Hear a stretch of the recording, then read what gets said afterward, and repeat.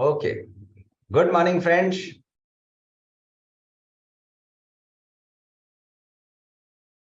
Okay, good morning, Ishan. Ishan, I don't know. You have submitted the query maybe 20 times. There's some technical snag. But yes, chalo, okay, we'll accede to the request of Ishan. I'll just briefly explain ESOPs again. Okay, good morning, Diksha, Bhumika, good morning. Rajiv, great, good morning. Well, it's the International Yoga Day. So what I could tell you is before starting the lecture, saas andar lo, saas bahar chodo. Take a deep breath in, just gradually leave it.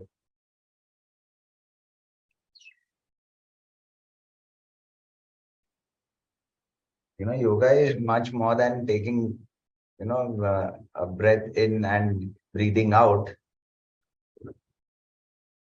But for us, it is more of karma yoga. We got to focus on what we are doing right now. All right, great. I've got an Akshay Kumar. Good morning, Akshay.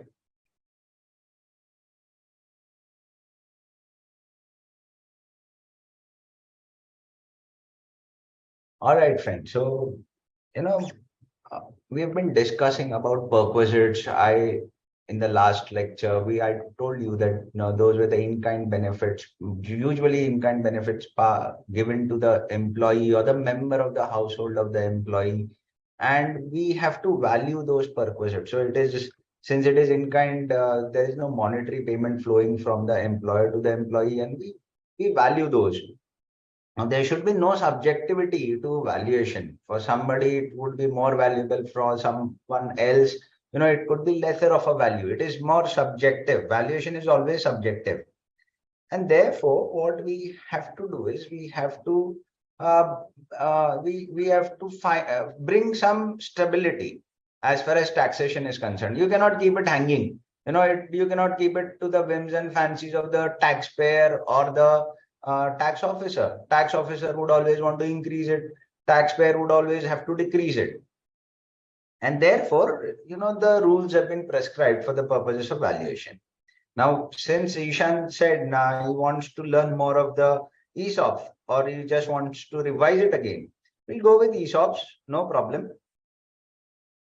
See, I did explain you what ESOP meant. ESOP is nothing but employee stock option program or sweat equity share is given to the employee.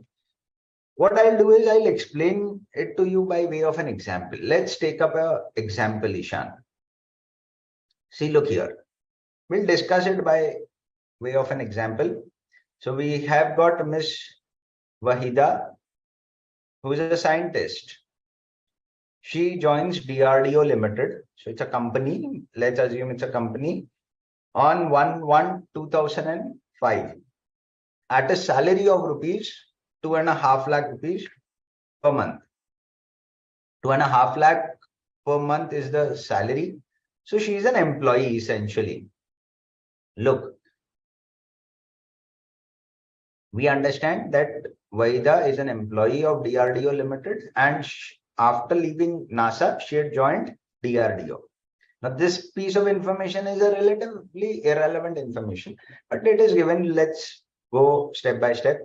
Then DRDO Limited provided her with an option to get its shares in consideration for providing technical know-how which she had gained while working with NASA.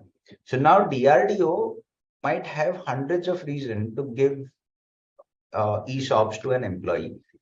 There would be a program, and based on certain parameters, employees are usually granted ESOPs in an organization. The important point here is that she's a salaried employee, and therefore any consideration that she receives from the employer, whether it is in cash, in form of allowances, in form of salary itself, whether it is in kind benefit, to the extent that those are ESOPs which are given at concessional rate, that would form part of Vahida's salary. Now, so she've been granted option. Understand? ESOPs are nothing but option program, stock option program. So there is an option to the employee. He could opt, he may not opt. The details of some such options are as under, right? So the date of granting of the option. See why that joined, and therefore she was given an assurance. Okay, yeah, we give you an option to buy 1,000 shares. The option was, what was the option? Option was to purchase 1,000 shares at rupees 1. At rupee 1. At any time. They say the option was granted to either to buy 1,000 shares or at rupee 1 at any time during this period. During the period starting from 31st of December 2005 and ending on 31st of December 2022. So it was quite a long period for which Vahida was eligible for the stock option program to buy these 1,000 shares of entitlement. Now, what did Vahida do? Vahida exercised the option for 600 shares on 1st of January 2009.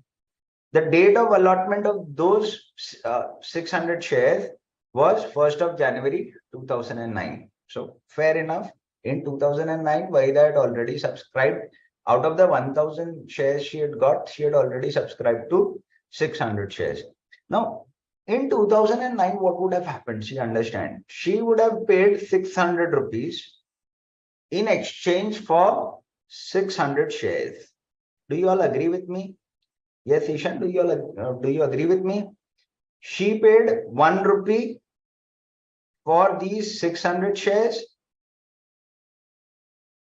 meaning 600 rupees have been paid. But what did she get? She got shares worth rupees 7,000. Sorry, not 7,000. 7,000 was the share price in 2005, right? On 31st of March 2005. Again, a little irrelevant. But then, on fair market value as on 1st of January 2009 was 7,500. So 600 shares worth rupees 7,500 were received by Vahida for rupees 600. So don't you think that she did get benefit because of her employment? Yes, 600 shares at rupees 7,500, would have costed her how much? 600 into 7,500, 45 lakhs. If she would have bought the shares in the open market, it would have costed her 45 lakhs. However, how much did she pay? She paid 600 rupees. The rest of it is her benefit and should be made taxable as perquisite, right? So that is all. Now what happens? Let's understand the second lot that she's exercising during the year. Now this is all related to AY 910. We have nothing to do with this information. It is only given to you for the purposes of probably confusing you, but then there's no reason to be confused. Transaction happened in January 2009, meaning AY 910, nothing to do with the current year. Then date of exercising of the option of lot number 2. Now you have got the second lot of 400 shares. She has exercised 400 shares, option for 400 shares on 25th of March 2022. That is during the financial year 21-22. During the financial year 21-22, what did she do? She had exercised the option of buying the rest of the 400 shares. Now the date of allotment was on 1st of April 22. Now here you have a catch. Date of exercise could be different from the date of allotment. We have discussed this. Date of exercise could be different from the employee got an option. Until and unless the employee exercises the option, well, he is not going to get shares. Vaida would have to give a positive yes that she has to exercise the option. Once the option is exercised, the company would thereafter start the allotment procedure. Now, when we saw section 17.2 with respect to the ESOPs, we understood that clause V triple I deals with allotment of shares. The point of taxation is the allotment of shares. Now, when has the allotment occurred? Allotment has occurred during financial year 22-23. Do you all agree? Look at this. The point number 8, it deals with allotment of shares. But then yet, the date of exercise of the option is extremely important. If I were to tax this transaction in financial year 22-23, I would also need to know the date of exercise. Now, the date of exercise was in the previous financial year. When do I tax it? In the year in which the shares have been allotted. So there is no confusion absolutely that it is the date of allotment when the shares would be taxable. But at what amount? Well, in the amount that you got to tax in the year of allotment is the fair market value as on the date of exercising of the option by Wahida. Right. So what was the fair market value? The fair market value as on 21st of March 2022 was 20,000 per share. What they've further given to us is fair market value as on 1st of April 2022, which was 15,000 per share. So there was a decline, drop of 5,000 per share from the date of exercise and the date of allotment. Now, this is not, this is not unusual. As far as the share prices are concerned, they happen to change every minute, right? Why every minute? Every second. Now, then further, the information given to us is that the market value of the know-how provided by DRDO by Wahida over the year was of rupees 58 lakhs. So this is broadly the problem. Now, when you look at the provision, you'll realize that it is the date of allotment. However, what we do is we take the fair market value as on the date of exercise. Now, how do you calculate this fair market value? Calculation of the fair market value is actually a problem. The real problem starts while we have to calculate the fair market value. Again, there is subjectivity. This DRDO share could be listed on a stock exchange. If it is listed on a stock exchange, they say it is the average of the opening and the closing price as on the date of exercise. So on 25th of March, if that particular share had opened at 22,000 and closed at say 18,000. So what I do is 22,000 plus 18,000 divided by 2, which is equal to 20,000 per share. Now, sometimes it is recognized on multiple stock exchanges. It is recognized on NSE, it is recognized on BSE, Bombay Stock Exchange, or the National Stock Exchange. If it is so listed on multiple stock exchange, you take the price, you take this average price of that exchange where the trades are more, where the trades have the highest of the volume. What if it is not traded on that day? There is no trading activity. In that case, you take the latest trading activity whenever it has happened and the closing price of that day for the DRDO share.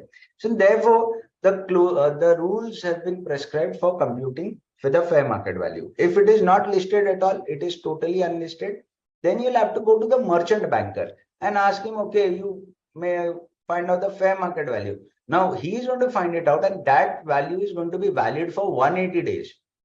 So for next 180 days, whoever is going to exercise the option, he'll have to take that fair market value of the merchant banker.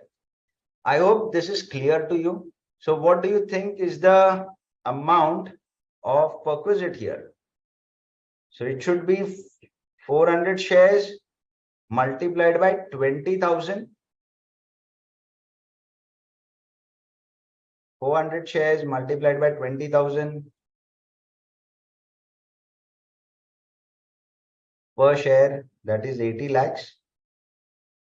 Somebody confirm 80 lakhs less 400 rupees actually paid by Vaida. So that brings us to how much? That brings us to 79 lakh 99,600 rupees of perquisite. Yes, friends, are you getting it? To be taxed in the year 22-23. That is the assessment year 23-24. See, I hope you're getting it. The ESOPs. Just go through the provision once more. I've given you the provision, the exact provision. Just go through it and you'll recognize, you could relate with the problem. See, are you getting it? Let's move further. Therefore,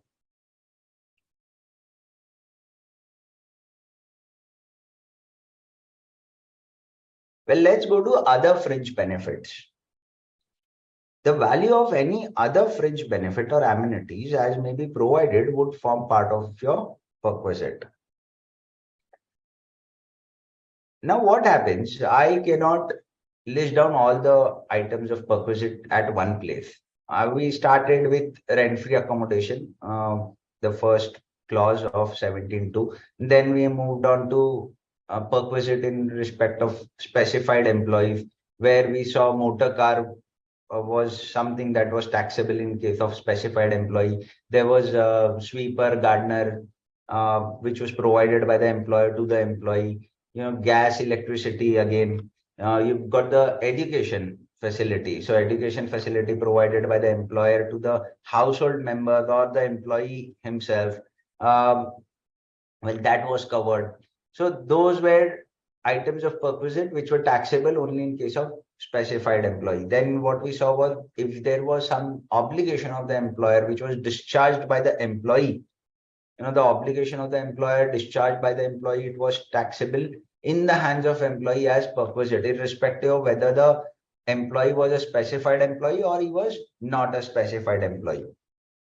Right. Now, let's move ahead and check some more fringe benefits which are provided by the employer to the employee and have been notified to be included as perquisite. So any other item of fringe benefit? So what it covers interest-free loan, use or transfer of movable asset. So there could be an employer who could give the employee an interest-free loan. Now that interest-free loan is nothing but benefit arising out of my employment, and therefore it should be made taxable. Usually the bank employees, those working in bank, they do get concessional loans. So their housing loan is given to them at a concession. They get vehicle loans at a concession. So that amount of concession which is given by the employer to the employee in respect of that particular loan would be taxable as perquisite in the hands of the employee. Similarly, sometimes what the employer does, employer would give away asset, furniture and fixture. We have dealt with it. Unfurnished accommodation plus the furniture. So for furniture, what we do, we take 10% of the cost as perquisite, isn't it? We have seen that. So he might give away a motor car. So what we did, we took the benefit of the motor car as perquisite. But apart from furniture and motor car, also there could be multiple fixed asset which could be given. Let's say an SLR camera. DSLR camera is given by the employer to the employee. Now that is perquisite, isn't it? So I got to value that. So use of perquisite, how it is going to be taxed. Use of movable asset, how it is going to be taxed. We'll just check it out. Then sometimes what the employer does, employer gives away the asset itself. So there is a transfer of movable asset from the employer to the employee. Now how that is going to be taxed, again we'll check. So these are all prescribed. So let's go one by one. Interest-free or concessional loan. Now see, if it is interest-free, we'll have to find out fair amount of interest. Now what would be the fair amount of interest? See, a particular employer gives to the employee,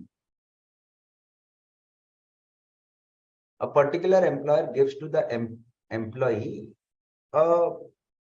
a concessional loan or an interest-free home loan. Let's say home loan.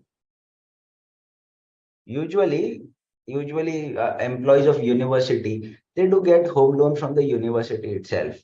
Now, an home loan is given by the employer to the employee, and it is given at, let's say, 5% interest. Now, how do I find out the concessional element? I need some basis. So they say you go to State Bank of India.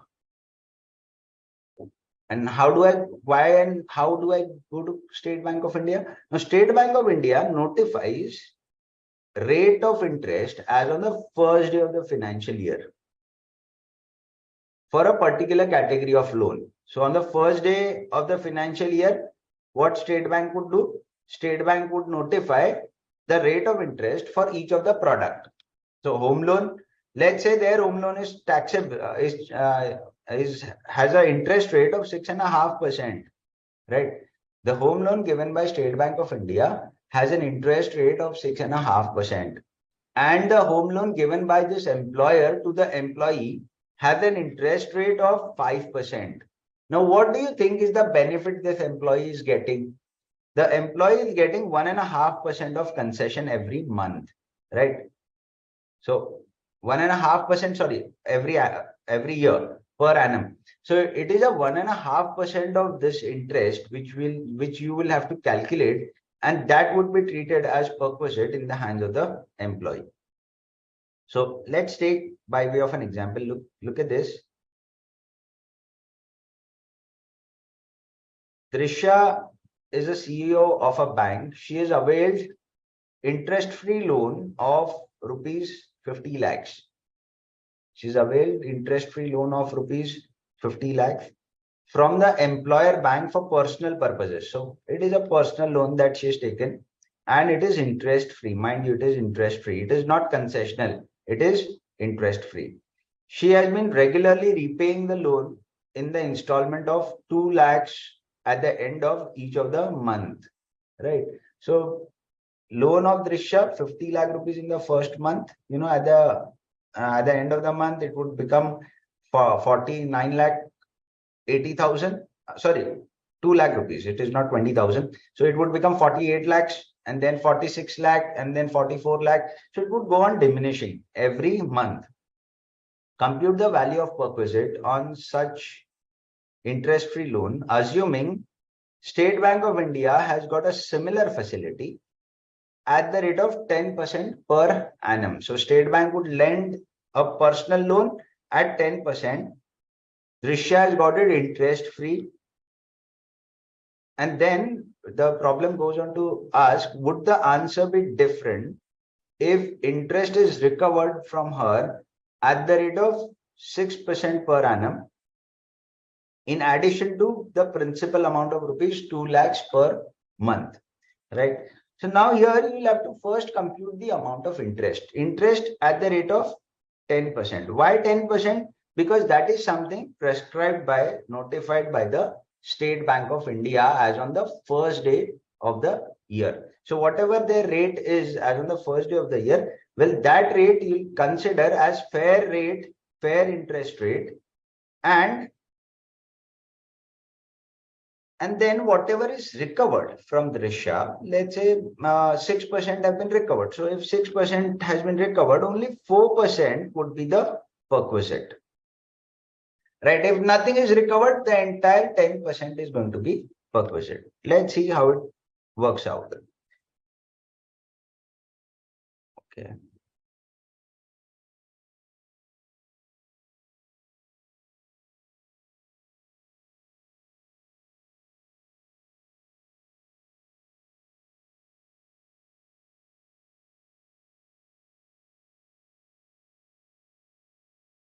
She has taken the loan on 1st of May 22. So at the end of the month, her last outstanding balance on the last day of the month would be 48 lakhs. Do you all agree with me? 48 lakh rupees. June 22, it would be 46 lakh rupees. And it goes on diminishing by 2 lakh rupees per month. So at the end of March, it is 28 lakh rupees. Now this 48 lakh rupees is going to bear an interest of rupees 40,000 for the month, because 10% is the rate for the entire year, right? So it would be multiplied by 10 divided by 12 months, right? So 10% is the rate for the entire year. We got to figure out interest for a particular month, 1 month, right?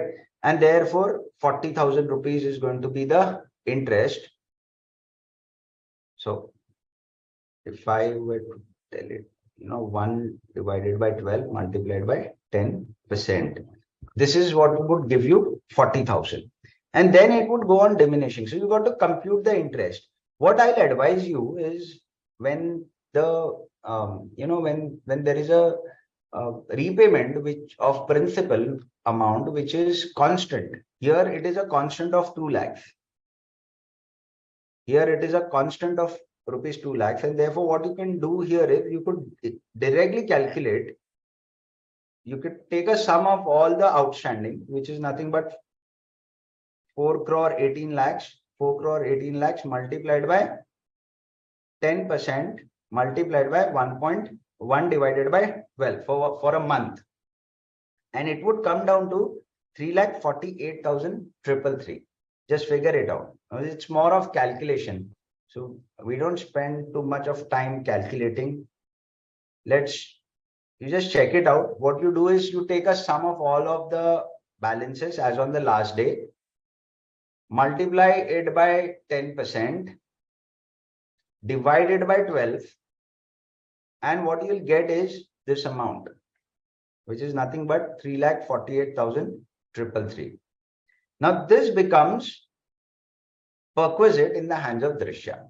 How do we compute the concessional amount or an interest or the perquisite arising from interest-free loan? We actually compute the amount of interest based on the last outstanding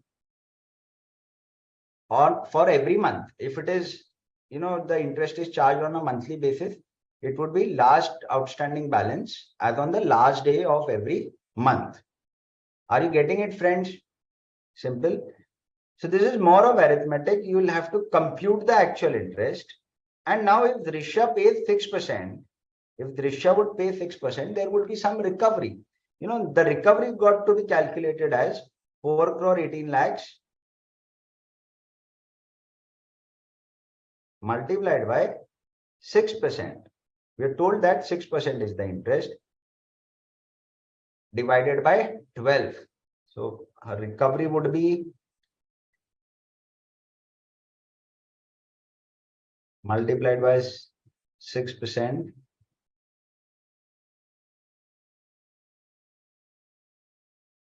So 2,09,000 is what she has actually paid. What was the fair market value of the loan? The interest would have been 3,48,333. Instead of that, what she had done, she had paid only 2,09,000. So the balance would nothing but be perquisite, taxable in the hands of Drishya. Do you get it, friends? Then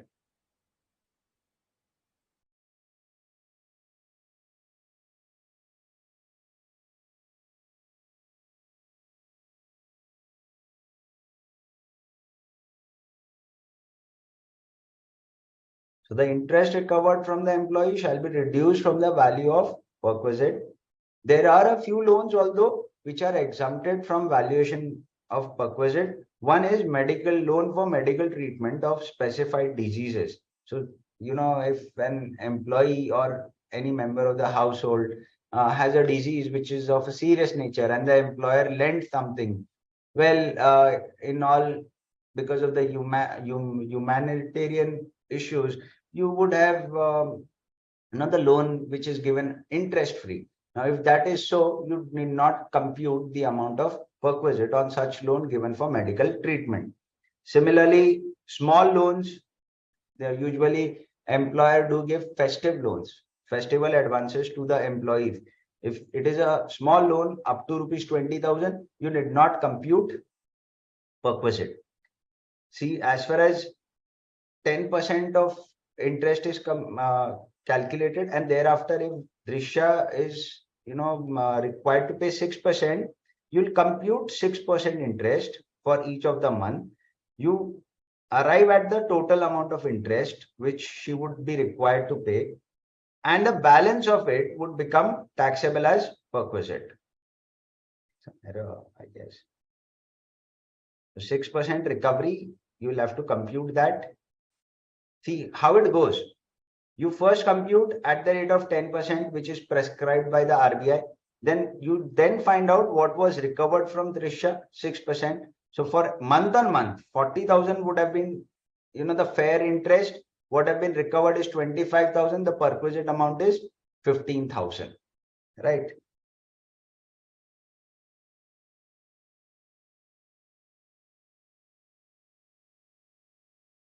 What is taxable as perquisite here is only the amount of interest. We're not taxing the loan amount. Loan amount would have to be repaid to the employer completely. There is no concession as far as the loan amount is concerned. There is concession only with respect to the amount of interest that is required to be paid by the employer by the employee to the employer. See, are you getting it, friends?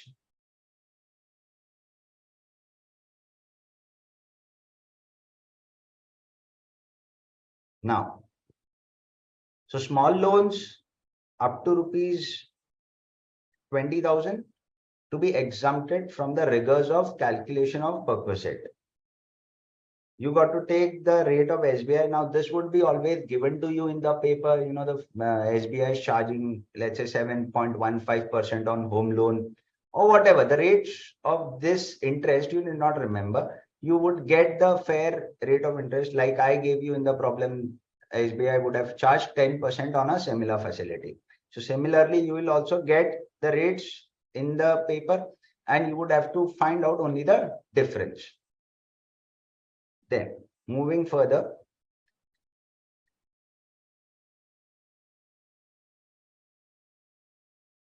holiday expenses. So whenever an employer provides holiday to an employee, so it could be for the personal tour where the holiday would be provided. It would include traveling, accommodation, or any other expenses, any other personal expenses of the employee. If it is an official tour, well, nothing is going to be taxed as perquisite. But if it is a personal tour, then all the expenses would be taxable as perquisite, except for the travel. Travel is something covered by section 10 sub clause 5. 10.5 covers leave travel concession. We'll come to it in a short while.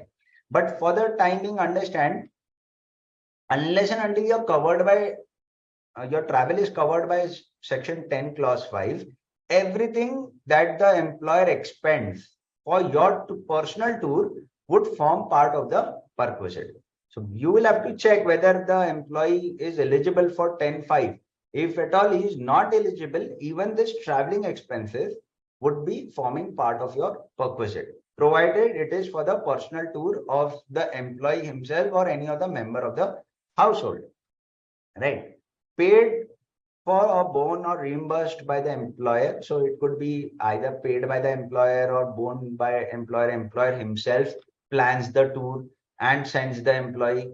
So if it is paid for, borne or reimbursed, let's say the employee first expends and the employer reimburses the amount to the employee, even then it would form part of your perquisite. However, at times, holiday facilities or holiday homes are maintained by the employer. So let's say in Lonavala, which is near to Mumbai, there are a lot of corporates who have got their holiday facilities in Lonavala. Now, if it is so maintained by the employer for the benefit of the employee and it is uniformly available to all the employees, the benefit of that holiday home facility is uniformly available to all the employees, in that case, that particular value derived by the employee from such a holiday home maintained by the employer would be exempt, right? So if at all the facility is owned and maintained by the employer himself and the benefit is uniformly available to all the employees, only then it is exempt. Otherwise, we are going to tax it. for employee or any member of his household. So we do cover member of the household as well. We're talking of member of the household. Here, member of the household is a very broad definition. So you have got the spouse, children of the employee. You also have the dependent parents, brother, sister. In fact, even servant would be covered. So any dependent member of a household would be, if facilities provided by the employer to such member of the household, it would be covered as perquisite. Then moving further, when it is an external facility, if it is an external facility, the actual amount of expenditure incurred, whatever the employer is going to incur for personal tour would be treated as perquisite. However, if it is an owned facility, I've already discussed, if the holiday facility is owned and the benefit is uniformly available to all the employee, then it would be exempt. However, if it is not so uniformly available to all the employee, then it would be the value of such facilities for public, right? So whatever the value would be for a third person, that would be taken as the fair market value. Further, official tour along with member of the household.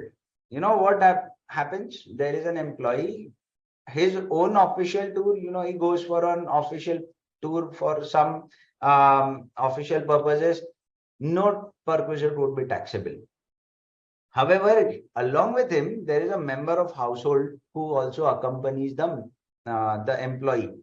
Now, this member of the household did not go for official purpose, and therefore the actual expenditure incurred for such member of the household would be taxable as perquisite. So most of the times you would have seen, cricketers going outside India for a tour. Now that would be an official purpose, but they taking their spouse. Now that spouse element of the spouse would be treated as perquisite in the hands of the cricketer.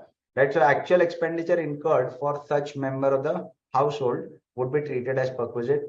Then sometimes what happens, you've got an official tour and you've got a meeting for, let's say you are attending a conference for 5-6 days.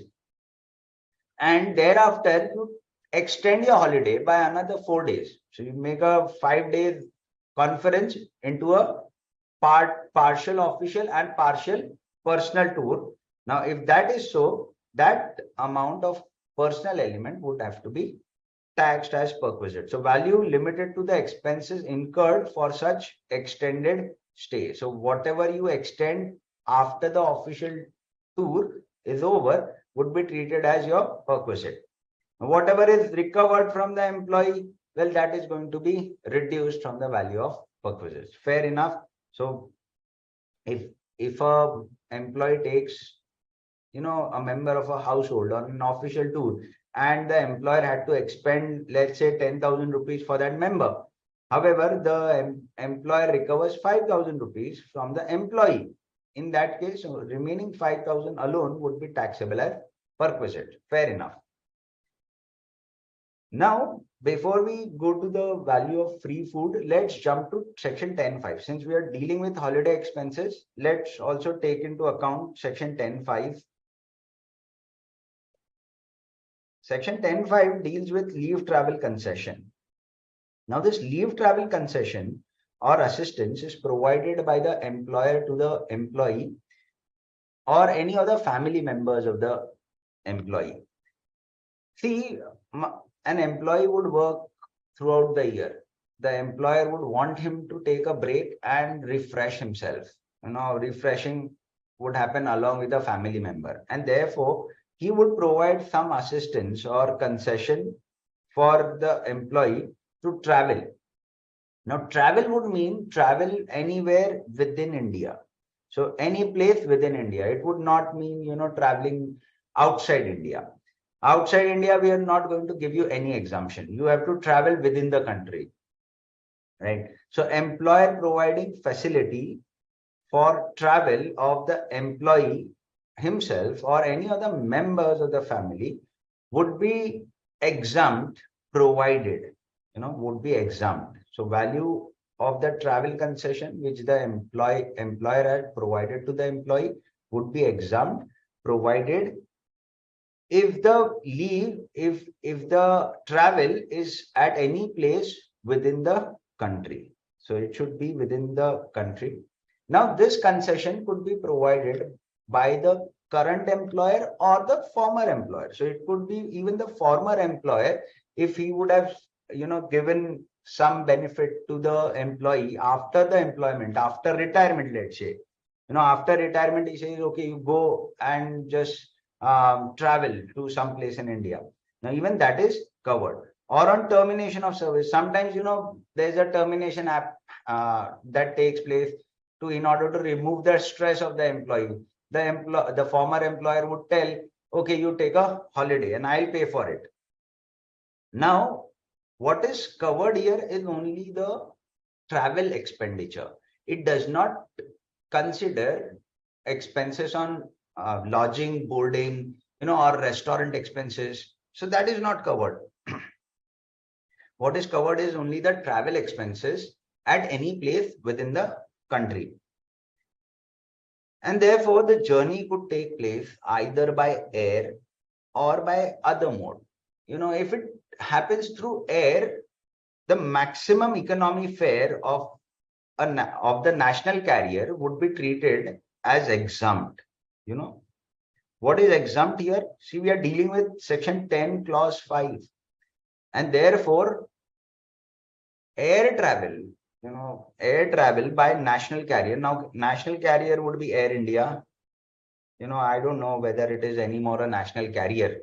I don't think so. It has been sold off. But then maximum economy fare, we are talking of economy fare. So there are two classes. Usually you have a business class or an executive class as well as an economic class. Now, a particular employee could be, entitled to business class travel or an executive class travel. But what we are going to exempt here is only the economy fare. You will have to find out the economy fare as on the date of travel by the employee, and that economy fare alone would be exempted if the travel is by air. Are you getting the point?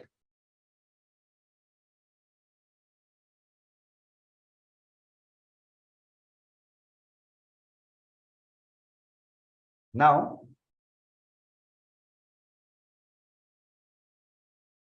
what if the mode of travel is not by air, if it is other than air? In that case, you will have to figure out whether the destination is connected by railways. If it is connected by railways, in that case, they say the travel should the cost of travel should not exceed 1%, should not exceed the first class AC rail fare. The first AC rail fare, you will have to figure out the first class ticket fare and your cost of travel to that place in India which is connected by rail should not exceed the first class AC rail fare. Similarly, if it is not connected, what happens if it is not connected by railways? If you travel by air, it is the maximum economy fare of the national carrier. If you travel by railways, well, it is the first class fare. What if it is not connected by railways? In that case, you will have to figure out whether a public transport system exists. If a public transport system exists, the first class fare of such public transport. Now, most of the states have got state transport buses. Now, that is considered to be the public transport that exists. Now, just imagine you are on a leave and you are expected to go by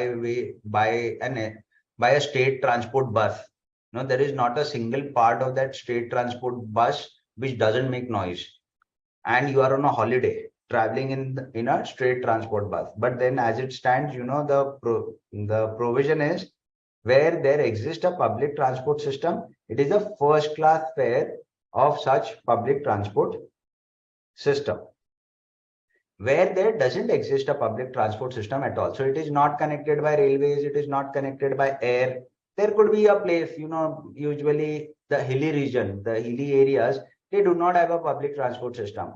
right? In that case, it is an equivalent first AC rail fare for a similar distance, which would be exempted. So here, what is stated to us is what is going to be exempt. What is going to be exempt?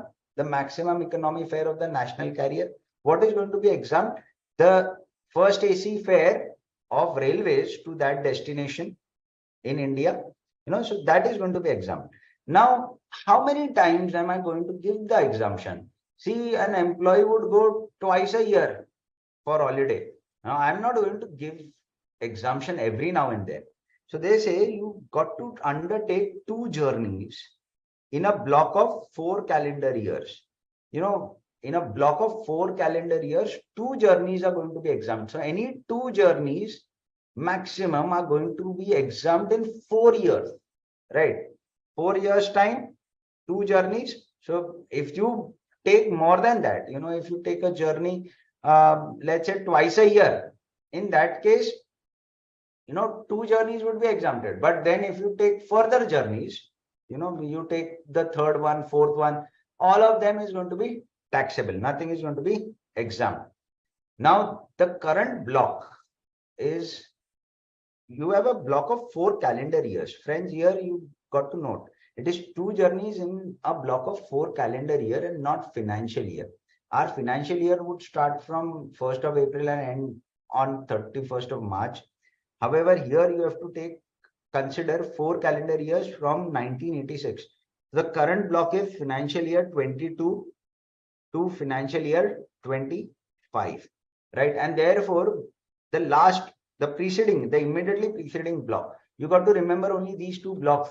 The preceding block was financial year 2018 to financial year 2021, right? So we are into the current block starting from 1st of January 22, which would end on 31st of December 2025. So it is the calendar year which is important. Now what happens? I have got 2 journeys in a block of 4 years.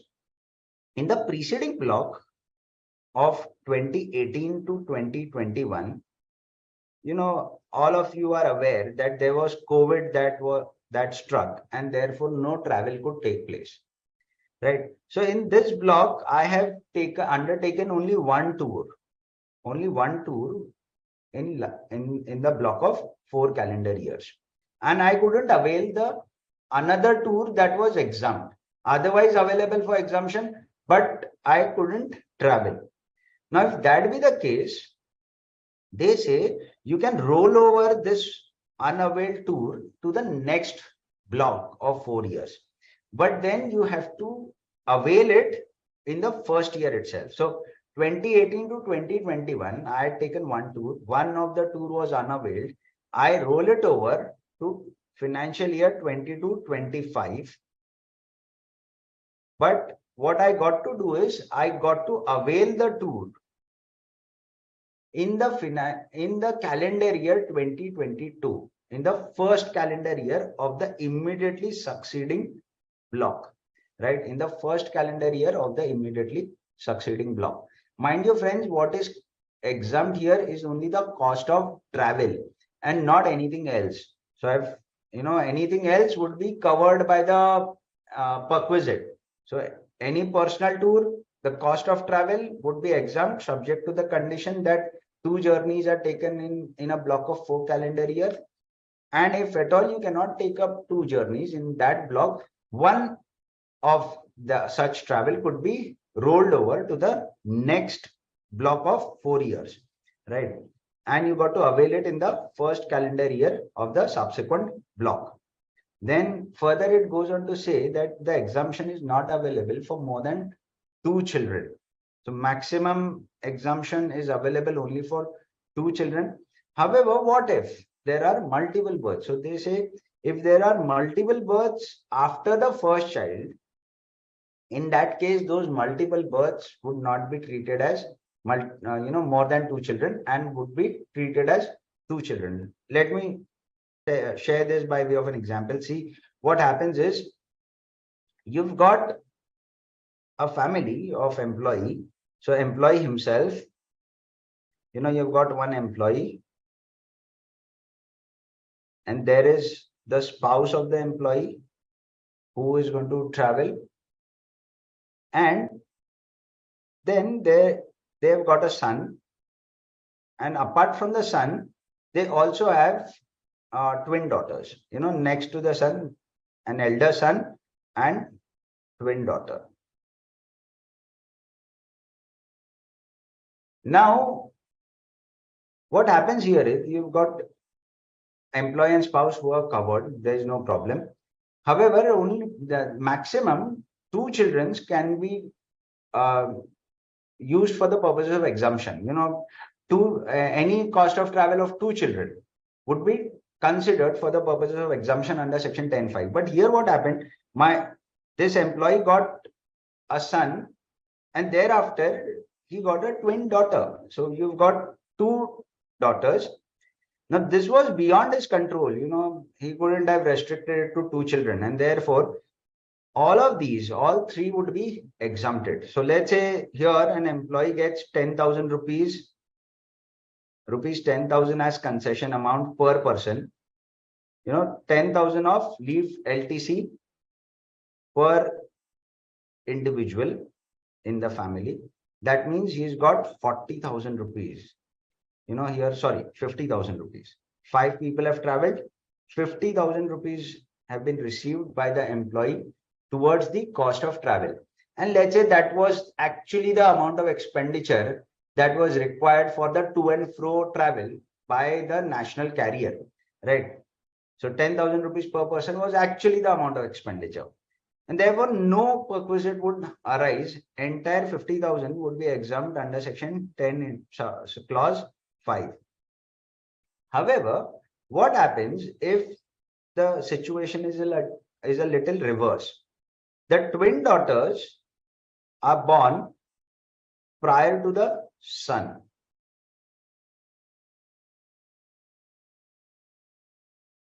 See what happens. So you've got employee, spouse, 2 daughters, and a son.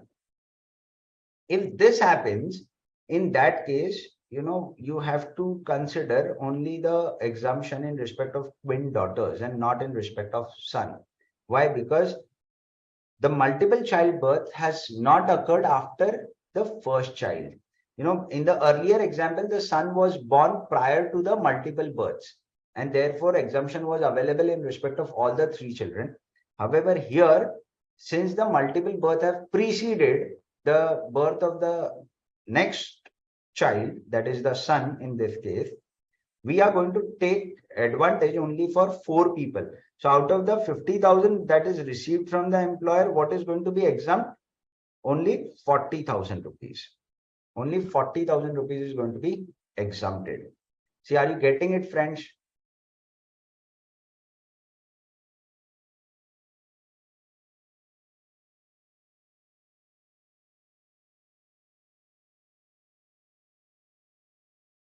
So do you get it?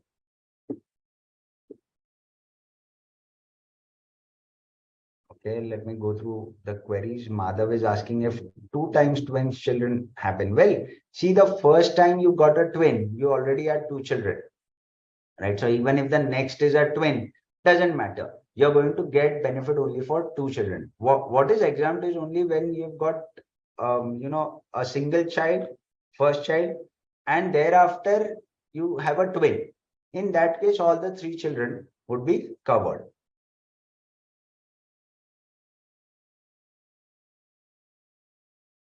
Yes, Rushita, you're right. It is exempted because the twin birth is after the first child. Okay, Vaishali is asking if it travel by personal car. See, if it is not connected by railways or if it is not connected by air and you travel by a mode other than public transport, that is fine. What you got to exempt is maximum the first class AC fare. You'll have to compute the first class AC fare for that distance. So if you have traveled for let's say, from Delhi to a remote place, let's say Kasoli or Dharamshala, and you don't have a public transport system there. Now, the distance between Delhi and that particular location, you'll have to figure it out. Let's say it is 1,000 kilometers, and for that 1,000 kilometers of travel, the first class AC fare is, let's assume, 5,000 rupees. Now, up to 5,000 rupees is what you're going to get exemption in respect of the expenditure. I hope, Vaishali, you're getting the crux of section 10.5. Now, what if I roll over the benefit? If seeing between 2018 and 2021, a lot of people couldn't avail their second leave travel concession. That was rolled over in the next block of 20 to 25.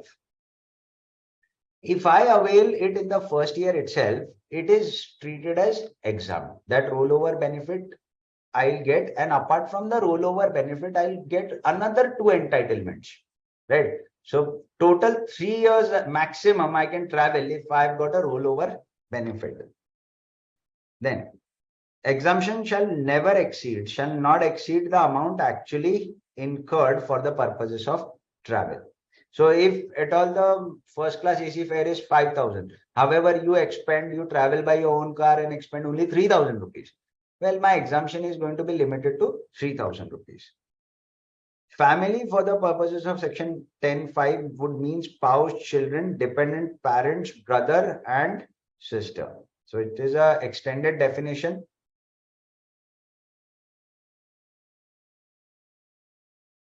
Well, if there is only employee and spouse and no children, even then, you get entire exemption. You travel, this employee has got no children, you've got employee, spouse, and let's say dependent brother of the employee. Well, this dependent brother is also covered. Okay. So this is section 10.5. See, there is one question which usually comes up, and that is, what if a fixed allowance is given by the employer? If a fixed allowance, say let's say every month is given, now that fixed travel allowance is not going to be exempted. Even if it is given for personal purposes, that fixed allowance is not going to be exempted. What we are going to exempt here is only the actual leave travel concession given. You should actually perform the journey. If you're not performing journey, if the employee is not performing any journey, he will not get any benefit under section 10.5. And the journey also got to be through the shortest route. The cost that is exempt is only a journey undertaken through a shortest route. So you have to go to, let's say, Assam. And what you do is you take your route through Burma. You travel through Bhutan and go to Assam. That is not the shortest route. And therefore, what is going to be exempt is only the cost that you have incurred through the shortest route, the journey from shortest route. Otherwise, you'll go through Singapore, isn't it? You'll say that I've traveled to a place in India only, but via Singapore. That is not going to be allowed. What is allowed here is journey by the shortest route.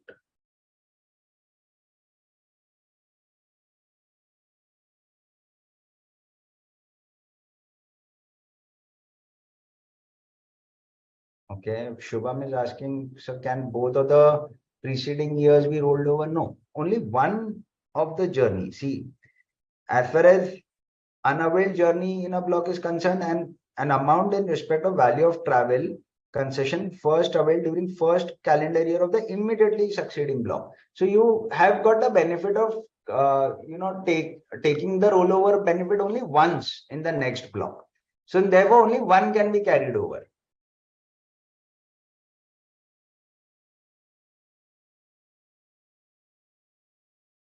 Yes, Vaishali, spouse, children, brother, dependent, how, you can have multiple such exemption here.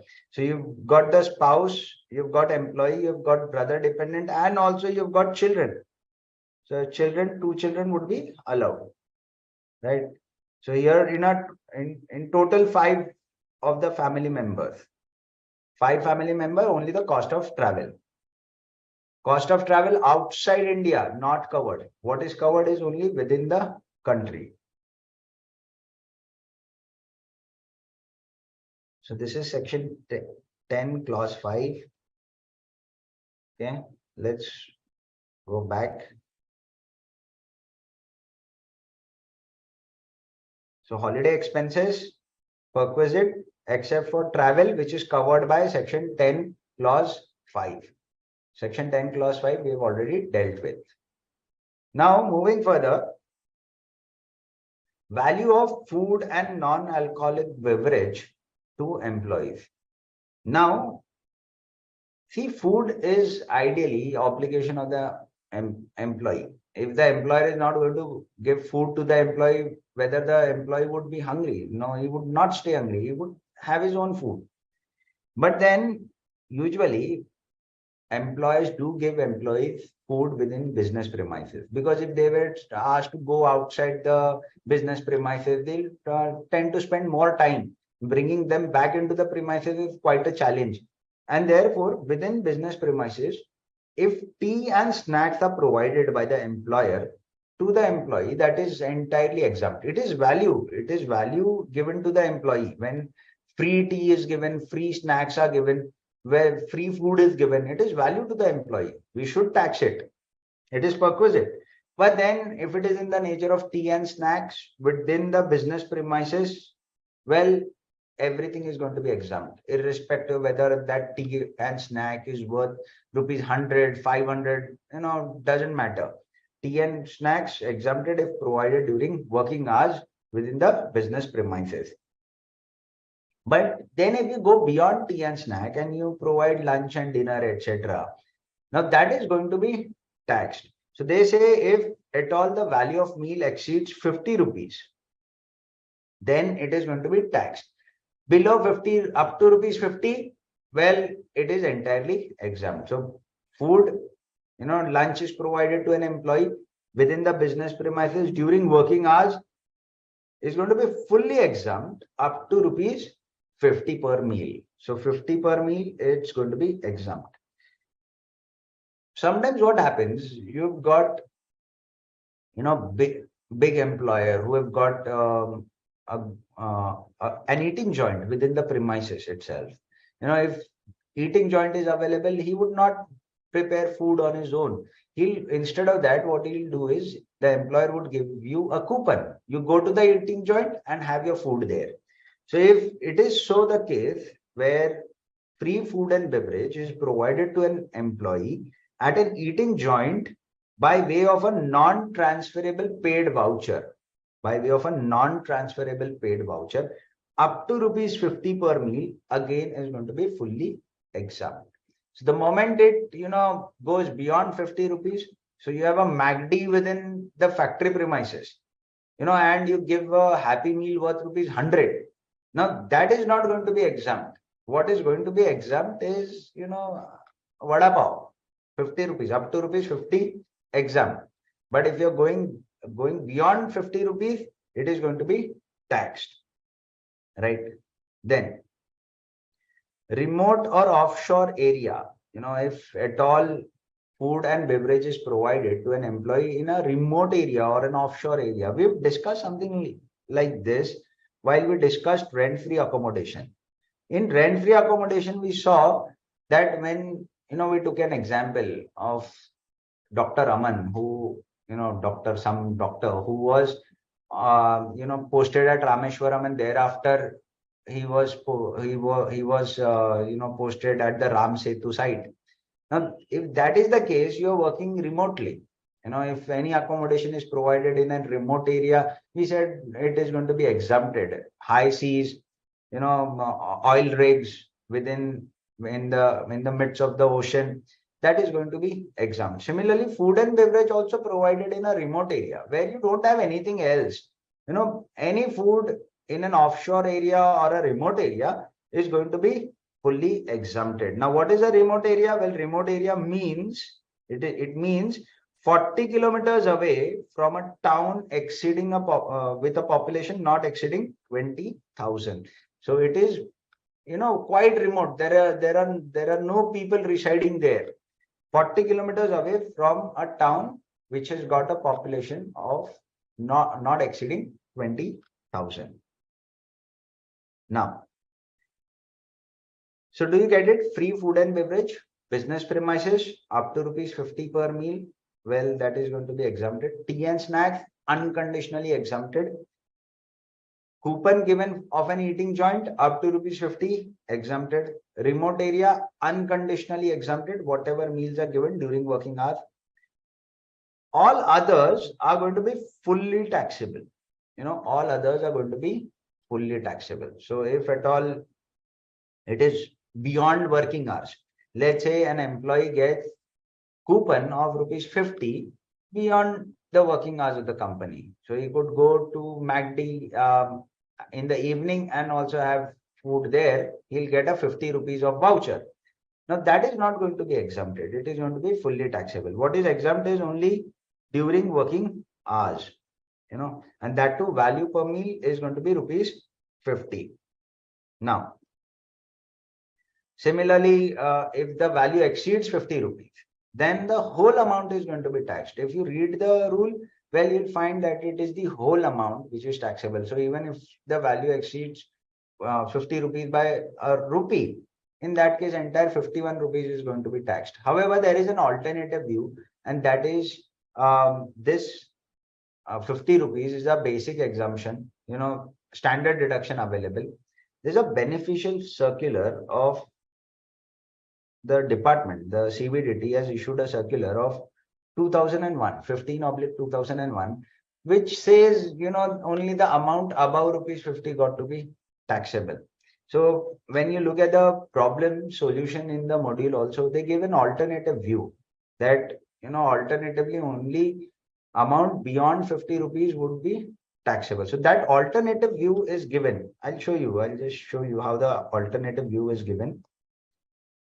But then beyond 50 rupees, even the module would tax it. See, in this case, this is a problem from the module where a note have been provided.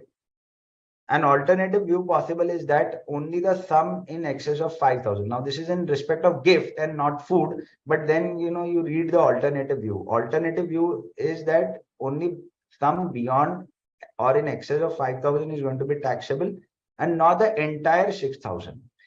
We are going to come to gifts in a short while. See, gift to an employee up to rupees 5,000 is not considered as perquisite.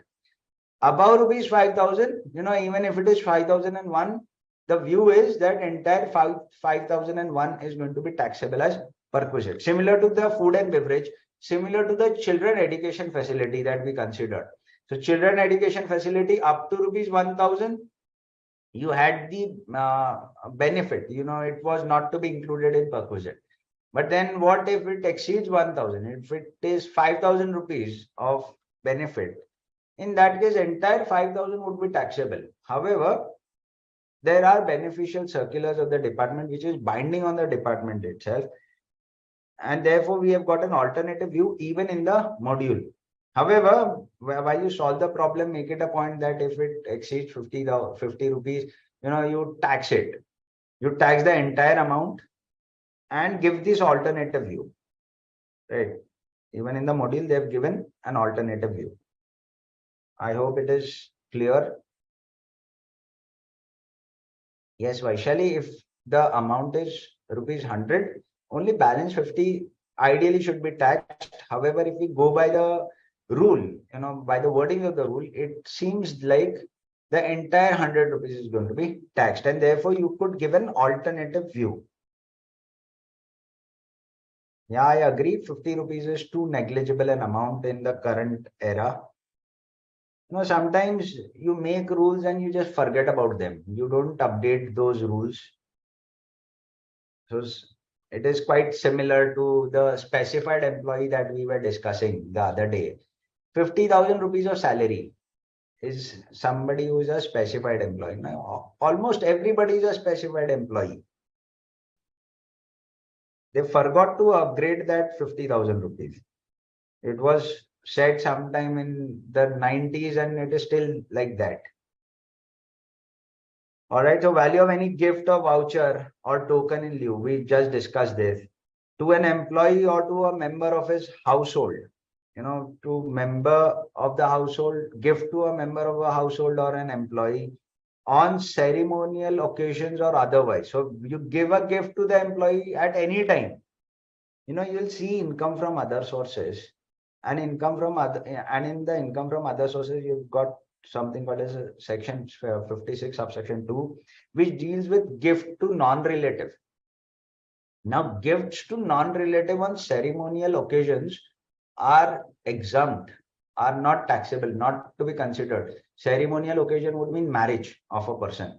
So at the time of marriage is not to be taxed. But then here, all ceremonial occasions, including marriages, are covered. So employer giving employee any gift, or employer giving any voucher, token to any other family members of the employee, that is to be considered as perquisite in the hands of the employee. So value of any gift, voucher or token in lieu to an employee or to any member of the household. A member of the household would cover dependent parents, brother, sister, right? And any dependent for that matter. A sum equal to the amount of such gifts, right? Sum equal to the amount of such gifts, where the value is below rupees 5,000 in aggregate during the year. So if the value is below 5,000 rupees, well, in aggregate throughout the year, then I'm going to take it as nil. Else I'm going to tax it completely, right? But then again, you have got a alternative view, and that is this 5,000 rupees is the standard deduction. Beyond 5,000 rupees, if it is like say 5,001, you only tax 1 rupee, which exceeds 5,000. Now, yes.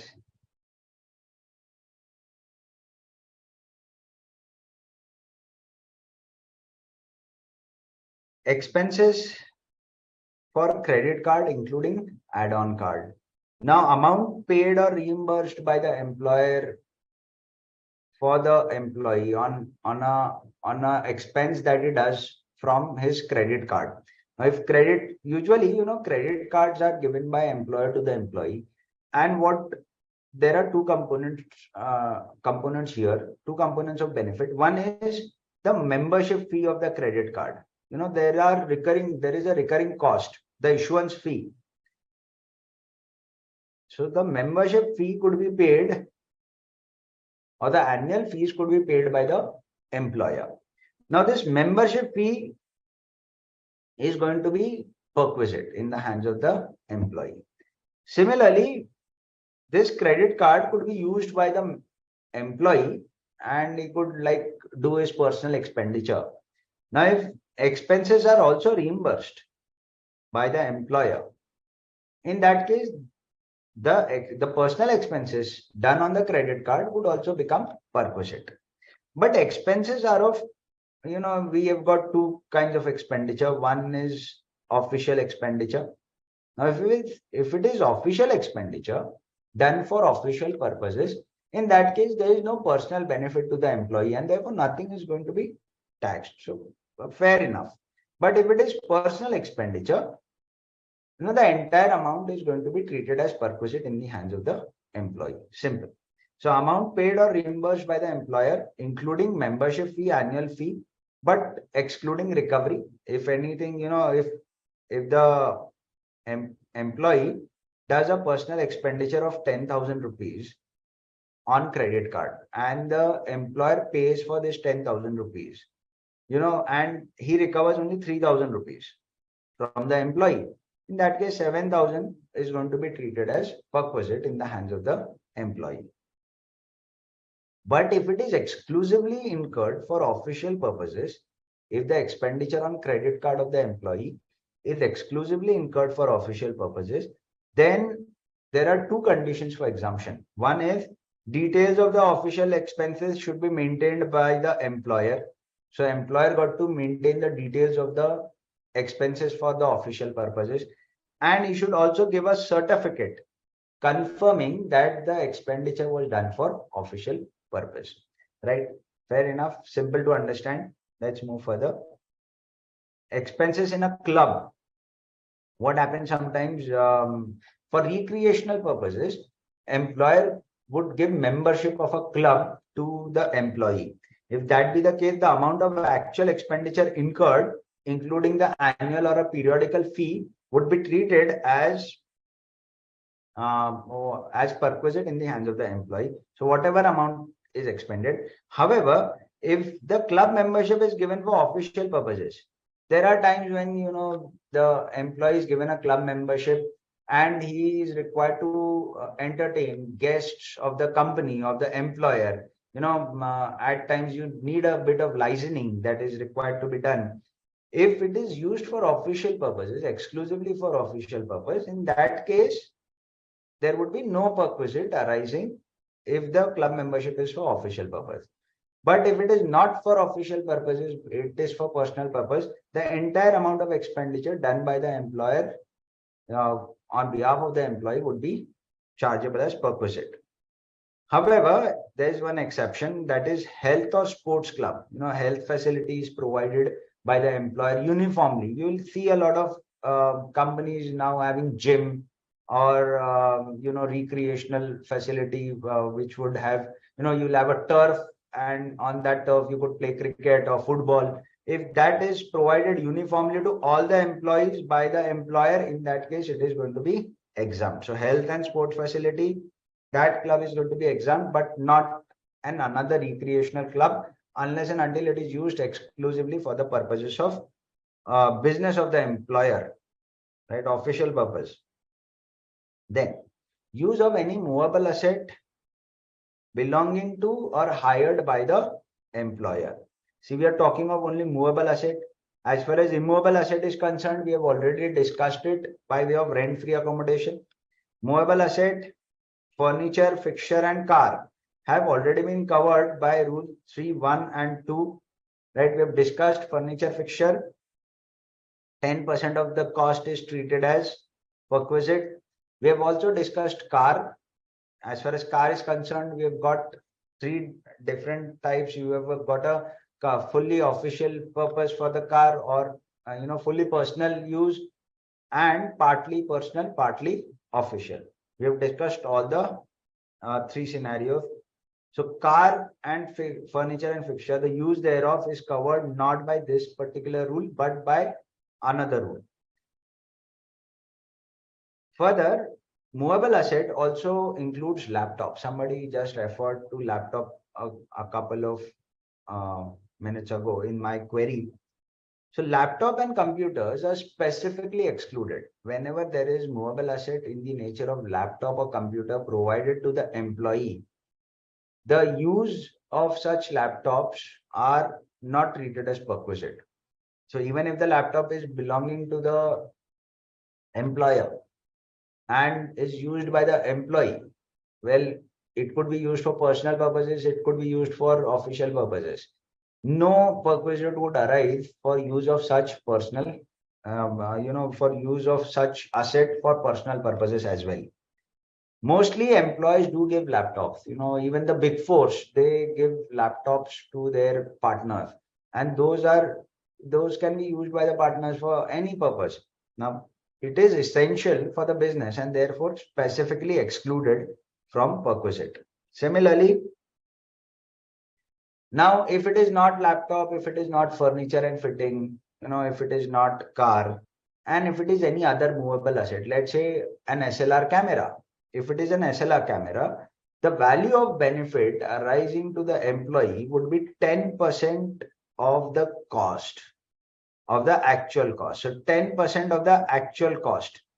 And this rate of 10% is per annum. So if at all a SLR camera is given only for 3 months, in that case, you got to take only, 3/12 of the depreciation, right? So 10% per annum of the actual cost or the higher charges. So if the cost of the of a particular, let's say, SLR camera is 60,000. In that case, what happens is 10% of it would be 6,000. If I use the SLR camera for the entire year, well, in that case, 6,000 rupees would be added as perquisite. But if I use it only for, let's say, 1/4 of the time, that is for 3 months, in that case, prorated amount would only be added to the amount of perquisite. If it is not owned by the employer, if the SLR camera is not owned by the employer, but he takes it on rent, now the actual rent charges that he's going to pay for that SLR camera would be treated as perquisite in the hands of the employee. Needless to say that if any amount is recovered from the employee for the SLR camera, well, in that case, it would be reduced. See, are you getting it, friends? Simple. So use of movable asset. Similarly, transfer of movable asset. Now, what could happen? An employer could give a particular movable asset for use, or alternatively, he could transfer the movable asset. Ownership is transferred. Now, if ownership is transferred, it is cost of such asset, which is the benefit of the employee, right? So I've got a mobile phone. What I do is I own a mobile phone. I give it to one of my employees, right? Now the mobile phone costed rupees, let's say 70,000. It was an S23, which I have given to my employee. So cost of the mobile phone would become perquisite in the hands of the employee. But what happens if I've used it for a couple of years? In that case, there is already a wear and tear. Even if the cost was 70,000, today's worth isn't 70,000 because there have been wear and tear. And therefore, they give us a wear and tear allowance. They say that if the mobile asset transferred by the employer to the employee was used earlier, in that case, you got to take the normal wear and tear of motor car at the rate of 20% of WDV for each completed year. So we are concerned with a completed year, right? So if the year isn't complete, in that case, we do not charge 20% for wear and tear. So let's say this mobile phone was used earlier for 2 years, right? In that case, the rate would have been 10% of cost. 10% of cost. See, it is not motor car. It is not computer and electronics. For computer and electronics, we have got 50% of WDV, right? But if it is any other asset, so computer, laptops, 50%.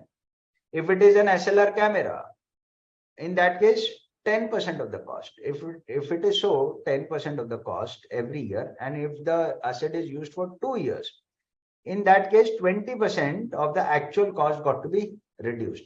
So in this case, 70,000 multiplied by 20%, which would mean 14,000 rupees of reduction.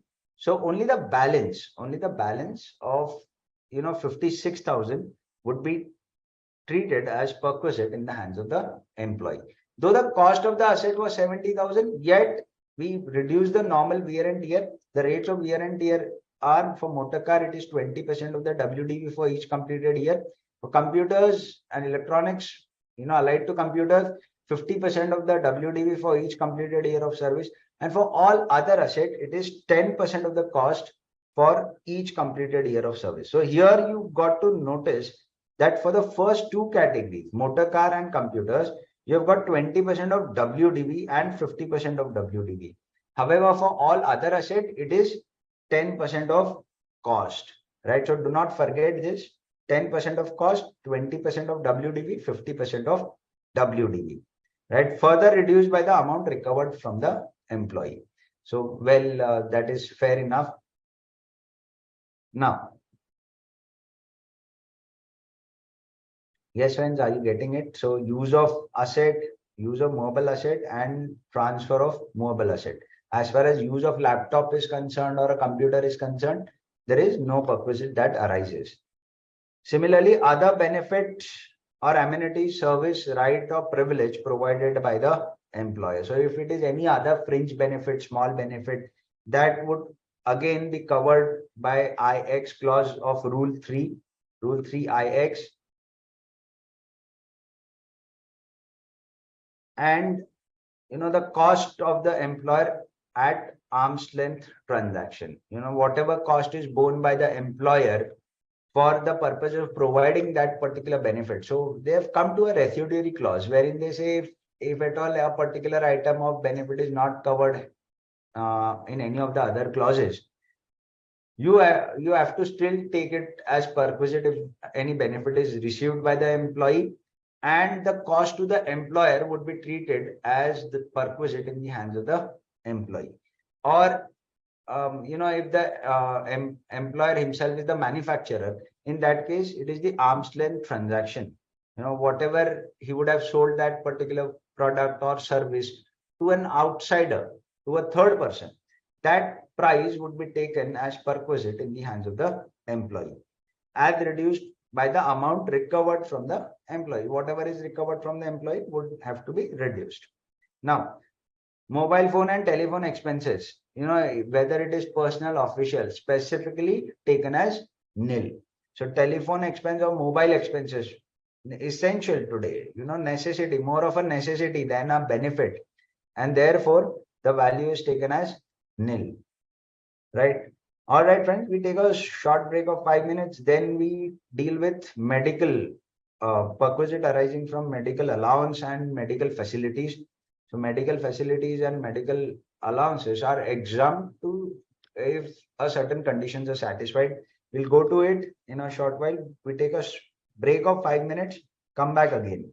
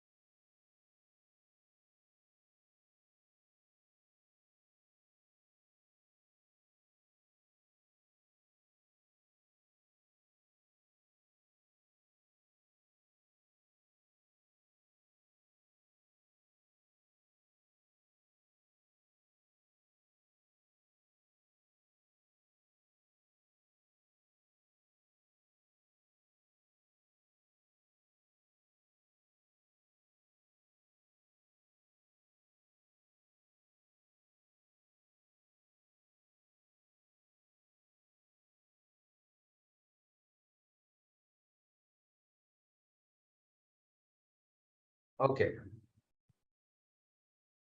All right. Welcome back, friends. I've got a few queries. Bhumika. So all concession are same for specified employee. Yes, all concessions are same for specified employees. Specified employees, in case of specified employees, certain items of perquisite are specifically taxable. Non-specified, for non-specified employee benefit is given, with they usually do not have a lot of salary. Like say a sweeper is assigned to a non-specified employee who has got a income of under the head of salary of rupees 50,000, lesser than 50,000. So what is he going to pay in terms of tax on perquisite? His income is already very less, and therefore certain items of perquisite are taxable only in specified employee. Concessions are, same across the board for all the employees. So if there is an exemption in respect of any particular item of perquisite, it is available to both the specified as well as non-specified employee. Then Goma is asking what all is included in computer. Well, computer and electronics, it would include anything that is related to computer. So it could be, yes, as you say, it could be mouse, keyboard, but it could also be a digital diary, which is, or a printer for that matter, printer, which can be attached to computer. But electronics would certainly not include my household equipment like a microwave or a washing machine. All of those, or an SLR camera, that would all go in that 10% of cost slot and not covered by 50% of WDV. Okay, Madhav, arm's length transaction is that price. No, arm's length price is that price at which two unrelated people transact for a particular item of goods or services. So there is a buyer and a seller who are unrelated, and they transact a particular good or service at a particular price. That is going to be arm's length price. Usually, when two people are related, you don't get a fair value. There would be some element of extra discount, or there would be some more extra element of concession. But then when both the buyer and seller are unrelated, you'll get a fair price for that particular commodity. So that is nothing but arm's length price. You got to have a seller and buyer who are at arm's length with each other. Right? Are you getting this, friends? Yes. Let's move. Perquisite from medical treatment, medical facilities.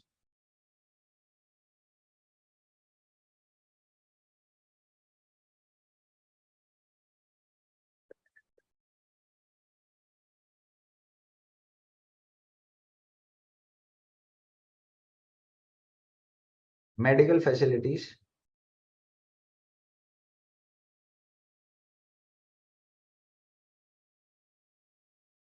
or medical treatment.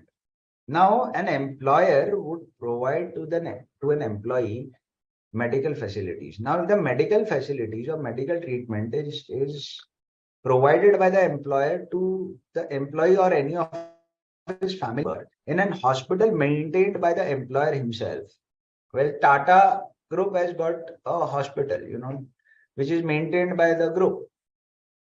If the employee of Tata Group goes to that particular hospital, which is maintained by them, there would be no perquisite. Medical treatment provided in employer-owned facility, right? No perquisite if that facility is owned and maintained by the employer himself. Now, however, if it is a third party facility, if it is, there are employees of Tata Group who are going to Apollo Hospital. Now, Apollo Hospital is a third party facility. Now, that is going to be taxed. But then if the medical treatment is provided to any member of family or the employee himself in a government hospital, so they say if any sum is paid by the employer or amount of actual expenditure incurred in respect of medical treatment in a government hospital for the employee or any of the family members, that is not going to be treated as perquisite. Now, you already know the nature of government hospitals, the kind of government hospitals we have got. There could be no benefit of going into a government hospital. So rightly so, they say if the medical treatment is provided to the employee or any other member of the family by the employer in a government hospital, in that case it is going to be exempt. They further go on to say, and they're saying this in respect of government employee. If it is a government employee and the hospital is approved by the government, in that case also the government employee is exempt in respect of perquisite arising from medical treatment. Understand, medical treatment is obligation of the employee. Medical treatment of the family member is again an obligation of the employee. And therefore, it is in a way perquisite. It is benefit flowing from the employer to the employee, but then specifically exempted. We are we are giving a specific exemption in case of medical treatment provided by employer to any of the member of the household or the employee himself in a hospital maintained by the employer, in a government hospital, or in an approved hospital, in respect of specified diseases. Only in respect of prescribed diseases you can go for an approved hospital. For all other practical purposes, it should either be the hospital of the employer himself or it should be a government hospital. However, we know that government hospital cannot cater to serious ailments. And therefore, they say if it is a prescribed disease like cancer, tuberculosis, or it could be some neurological defect or gastrointestinal issues. So if it is a prescribed disease under Rule 3A, now the list of prescribed diseases given in Rule 3A, or ailment in any hospital approved by the principal chief commissioner or chief commissioner. So in respect of prescribed diseases only, so it does not cover common cough and cold or a normal flu. That is not a prescribed disease. So for that, you'll have to go to the government hospital or the hospital which is maintained by the employer. But if it is a prescribed disease, then you can go to an approved hospital. Now, approvals are given by the chief commissioner, the principal chief commissioner, or the chief commissioner of income tax. So in the problem, you'll be given that it is a prescribed disease falling under Rule 3A, and the hospital is approved by the principal commissioner of income tax, right, or the chief commissioner of income tax. If it is so approved, then no perquisite. If it is approved and prescribed disease, no perk. If it is government hospital, no perk. If it is a case of government employee and the hospital is approved by the government, again, no perks. If it is employer-owned hospital, if it is an employer-owned hospital, again, no perks. Are you getting it, friends? Yes, medical treatment. Simple. There are three kinds of hospital where, it should be crystal clear in your mind. Three kinds of hospital. One is employer-owned, two is government, and three is approved. If it is employer-owned, no perquisite. If it is government, again no perquisite. If it is approved along with prescribed diseases, no perquisite. Then employee health insurance scheme. If any portion of premium is paid by the employer in relation to employee to keep in effect an insurance on health insurance. Usually, health of an employee is an important factor for the employer. He would want to cover that contingency of the employee falling ill. If the employee falls ill, the burden passes on to the employer because he would ask for advance or he would ask for money. And therefore, usually employers do take health insurance. And in fact, it is mandatory for the employer to take health insurance in respect of the employees. So if it is so mandatory, the amount of premium paid, or even if it is not mandatory, the amount of premium paid for ensuring the health of the employee is going to be treated as not a perquisite in the hands of employee. So it is not a perk in the hands of the employee. In fact, even the employer gets a deduction in respect of the health insurance premium paid under section 36(1) IB. So while you go to PGBP, you will come across this 36(1), wherein deduction is provided to the employer for the premium paid on health of the employees. It is not treated as perquisite in the hands of the employee. For the time being, understand this. Then see here, under clause 3, what happens is the employer takes the policy and pays the premium. However, in clause IB, what happens is the employee takes the policy and the employer reimburses.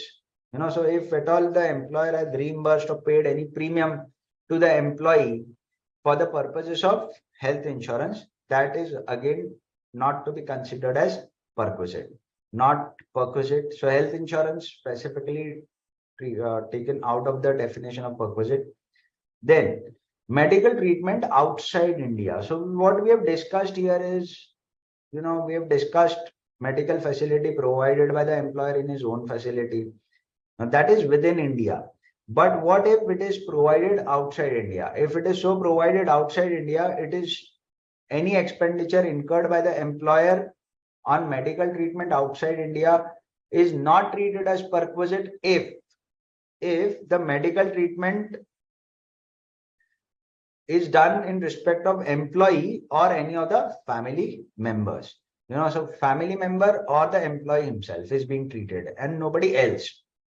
Now, what is a family member? Well, here the family member is the employee himself would be covered, the spouse, children, and dependent parents and brother, sister, right? So those are the only members who are covered. Similarly, travel and stay abroad.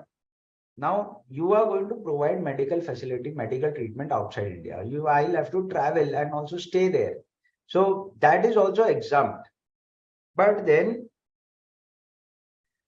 it is subject to condition again. So travel and stay abroad of the employee or member of the family for medical treatment himself, travel and stay of the patient himself, well, it is exempt.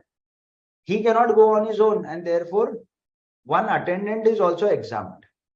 There is a patient who is a family member of the employee, or the employee himself is the patient. Now he'll have to also take an attendant. So it is good, nicely thought of.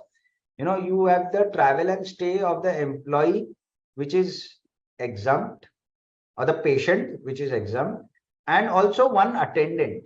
You will need an attendant. You are already a patient. You are taking medical treatment, and therefore one attendant would have to travel and also stay abroad. So whatever is paid by the employer for such cost of travel and stay of the patient and one of the attendant, it is going to be exempt. But then the conditions are: expenditure on medical treatment and stay abroad shall be excluded from perquisite only to the extent permitted by RBI, only to the extent that is permitted by RBI. Medical treatment and stay abroad, not travel. See, travel isn't included here. So whatever is permitted by RBI for medical treatment and stay abroad of the patient himself or the attendant would be not treated as perquisite only to the extent it is permitted by RBI. Similarly, expenditure on travel shall be excluded from perquisite. See, there are three components. One is the treatment, two is the travel, and three is the stay. Stay and treatment to be not treated as perquisite to the extent permitted by RBI. Travel would not be treated as perquisite only in case of those employees whose gross total income,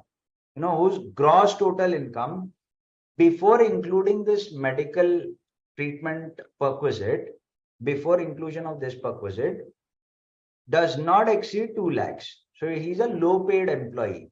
The gross total income of the employee does not exceed 2 lakhs. Only then the expenditure on travel would not be treated as perquisite. Otherwise, it is going to be treated as perquisite. Yes, do you get it, friends? So the medical facility provided within the country, 3 kinds of hospital: employer owned, exempt, government, exempt, approved specified disease, exempt. Rest of it, all taxable.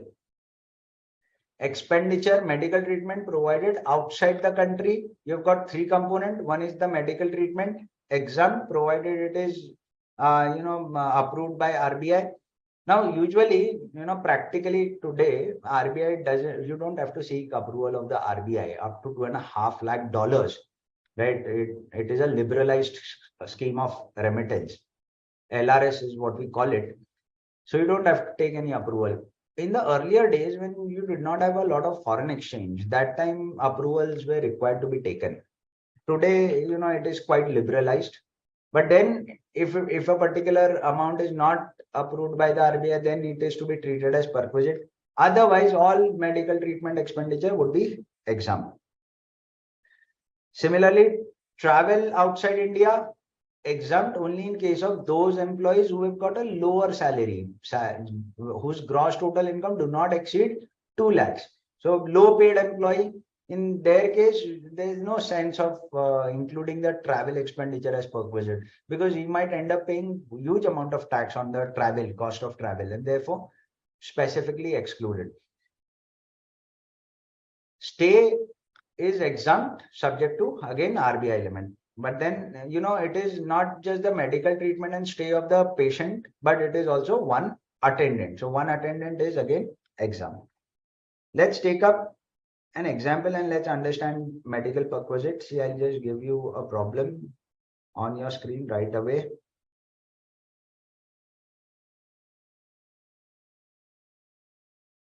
Okay, read this.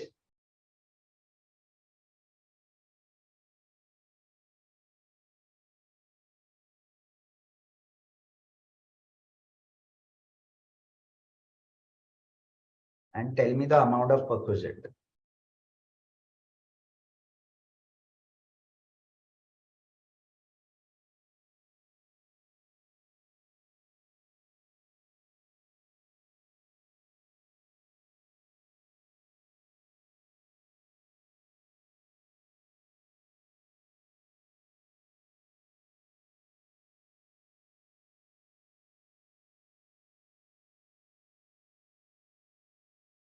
I'm not a Tarak Mehta fan, but then I couldn't get, these many characters at one place.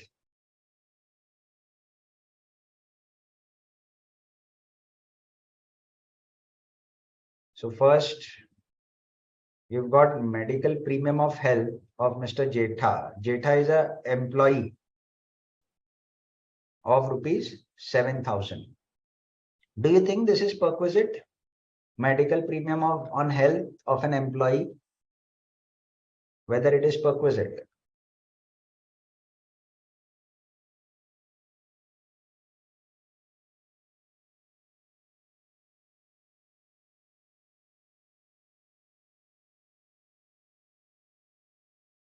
Yes, whether the 7,000 got to be treated as perquisite.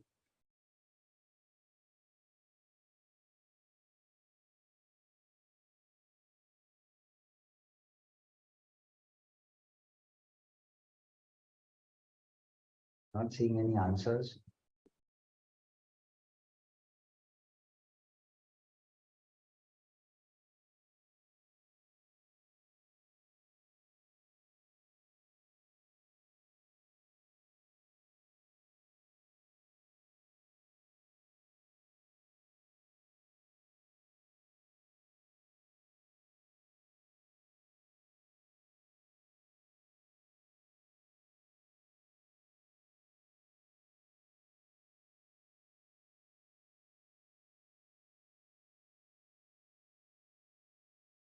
Okay, have you gone through the problem? See here, compute taxable value of perquisite in respect of medical facilities received by Jeta from his employer. Medical treatment, medical premium for health of Mr. Jetha of rupees 7,000. Now this is paid by the employer for the employee. Specifically excluded from the value of perquisite. Look at this. any portion of premium paid by the employer in relation to an employee to keep in effect insurance on health. So the first one, this medical premium paid on health of Mr. Jetha is not going to be perquisite. We have specifically excluded it from the definition of perquisite. So see here, it starts with provided that nothing in this clause shall apply to. It is not perquisite. What is not perquisite is given in this clause. So one of it is insurance on health of the employee. That is not treated as perquisite. And his treatment by his family doctor. So what did the employer also pay for? Employer had paid 5,000 rupees for the medical treatment of the employee from his family doctor. Now tell me whether this 5,000 rupees is perquisite or not.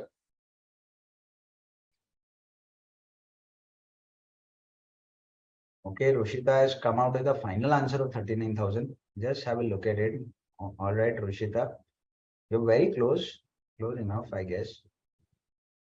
Whether this 5,000 Roshita is perquisite or whether it is not a perquisite.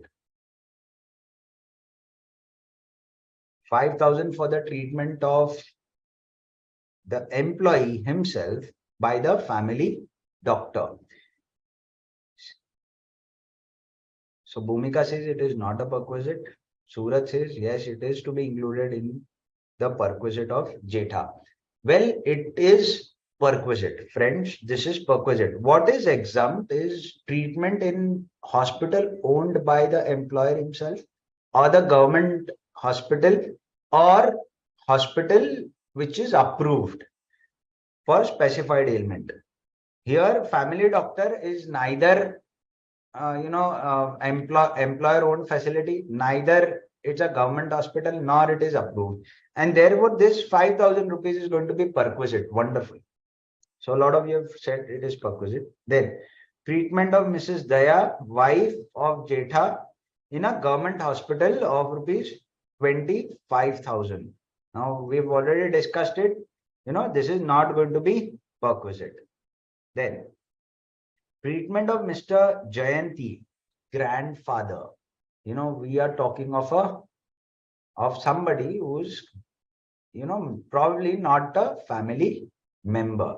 Now, whether grandfather would be covered, even if he's a dependent, whether he would be covered. Look at this. For the purposes of family in relation to an individual, it means section 10(5) family, which means spouse, children of the individual, and parents, brothers, sister of the individual, wholly or mainly dependent on such individual. Grandparents are not included within the definition, and therefore you have to be a little cautious here, wherein Mr. Jayanti is the grandfather of Daya, and therefore this is going to be included within the within as perquisite and included in the total income, right?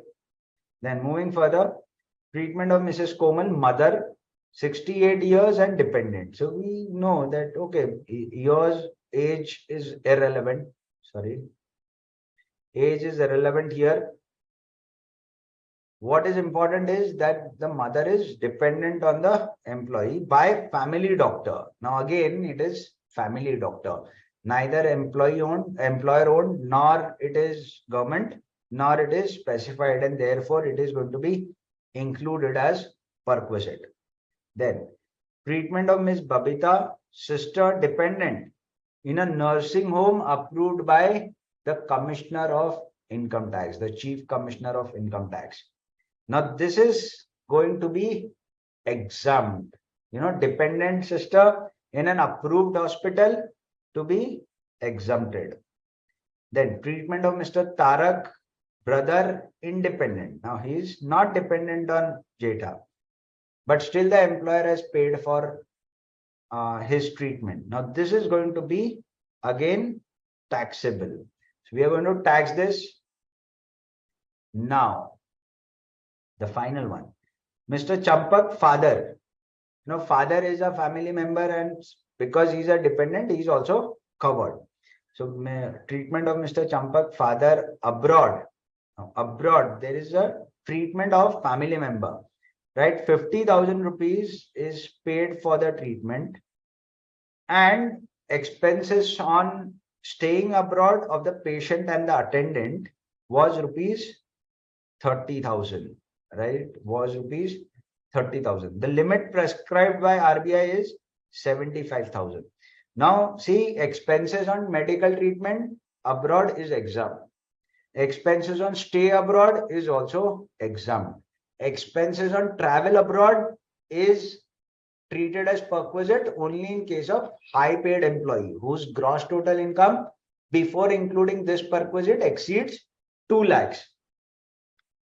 Now, therefore, in this case, the total expenditure that have been incurred on treatment and travel and stay abroad is 80,000. But then one information is given to us, and that is the expenses allowed by the RBI. Expenses allowed by the RBI is only rupees 75,000, right? Now, as far as stay abroad and treatment abroad is concerned, it is subject to a maximum which is permitted by the RBI. And therefore, 5,000 rupees is going to be my taxable perquisite from this particular point. Point number 7. Do you get it, friends? 50,000. See, if RBI would have permitted 1 lakh rupees of expenditure, then nothing would have been taxable because I have incurred only 80,000 rupees. But since RBI permitted only 75,000 and my expenditure of medical treatment and stay abroad is 80,000, 5,000 rupees would be taxable. Right? Are you getting it, friends?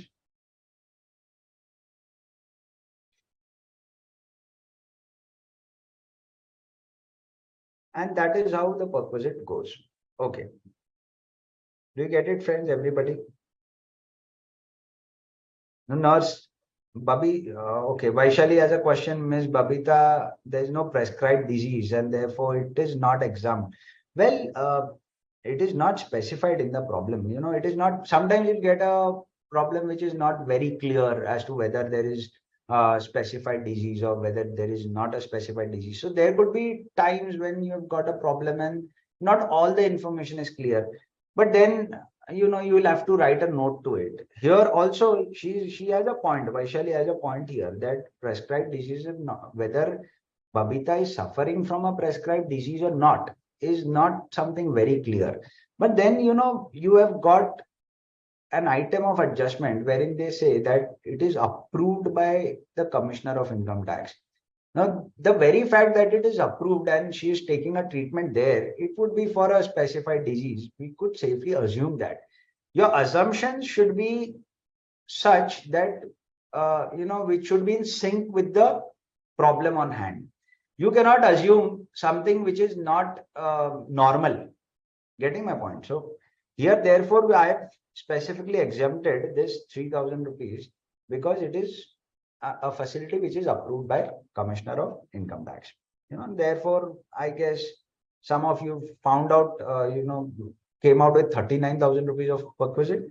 Well, if you exempt this, it would be 36,000 at the most, right? But then here, if you are taking a view of deriving 39,000 rupees, then you should write a note that it is assumed that Babita, though she has taken you know, treatment in an approved hospital, it is assumed that she did not have, in absence of information, it is assumed that she did not have specified disease. So 39,000 might not be wrong, but then with a note to it. Next. So I hope this is clear.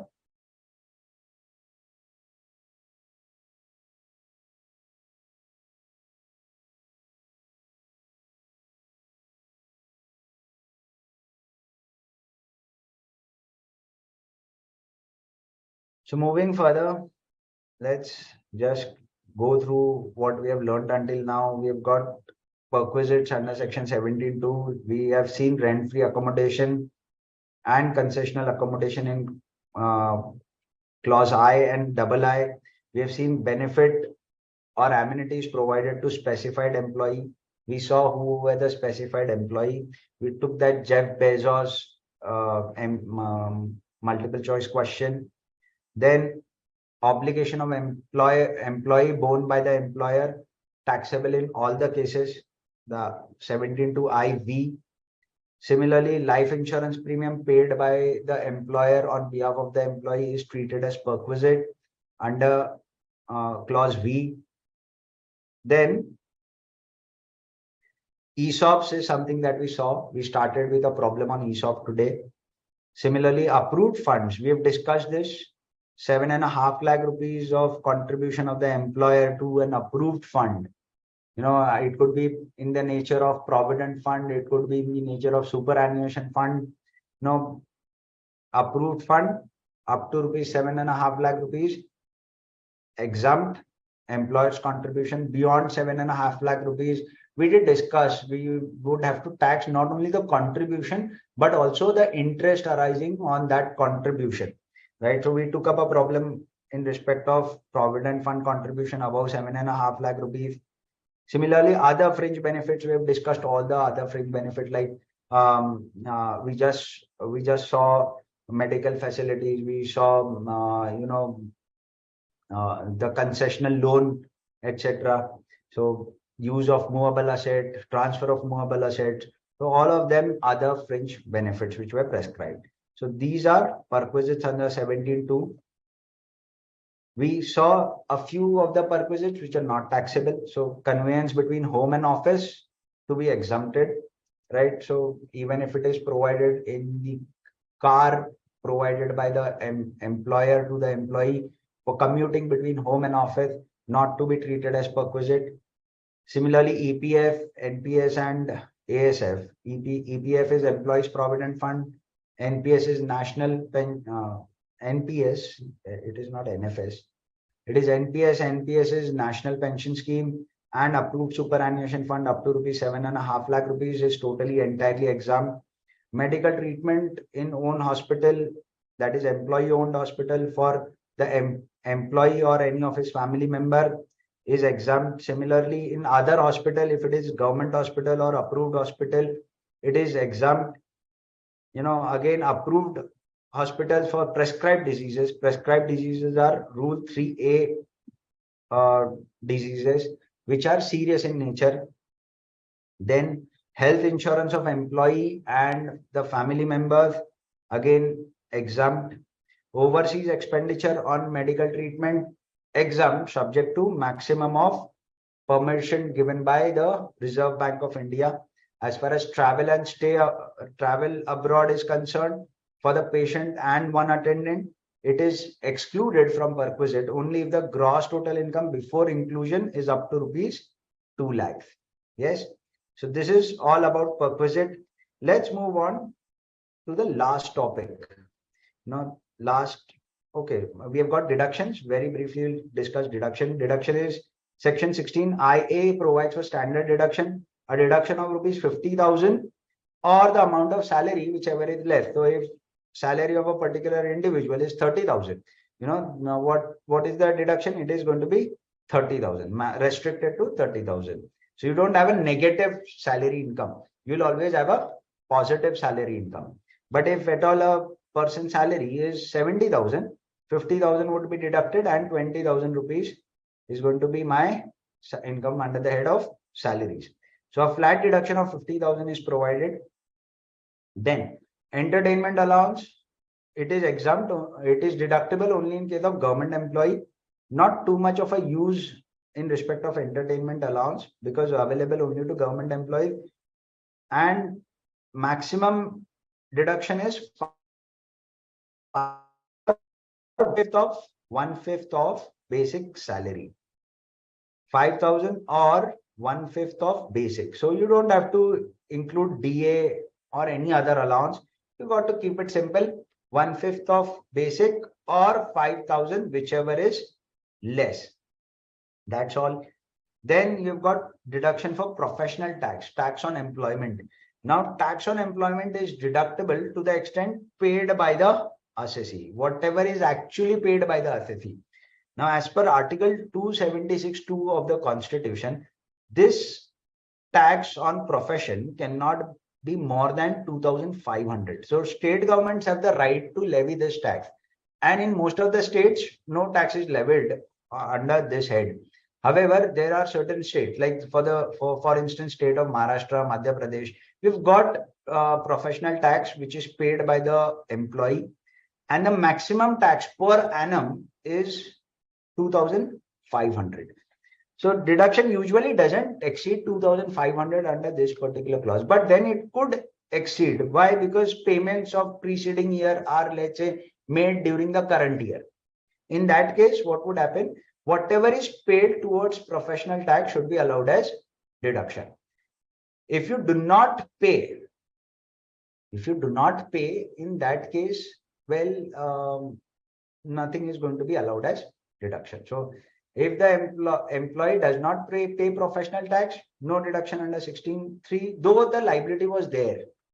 Right, getting my point, friends? Yes, this is all about deduction. Let's move on to the very important relief under section 89(1). Now, this is one hell of a provision when it comes down to arithmetical calculation. You have to do a lot of calculation if you get a problem on 89(1). Usually, I would not, as a paper setter, when I think of it, I would not want to test you for a relief under section 89(1) because it involves so much of calculation. It is so time killing.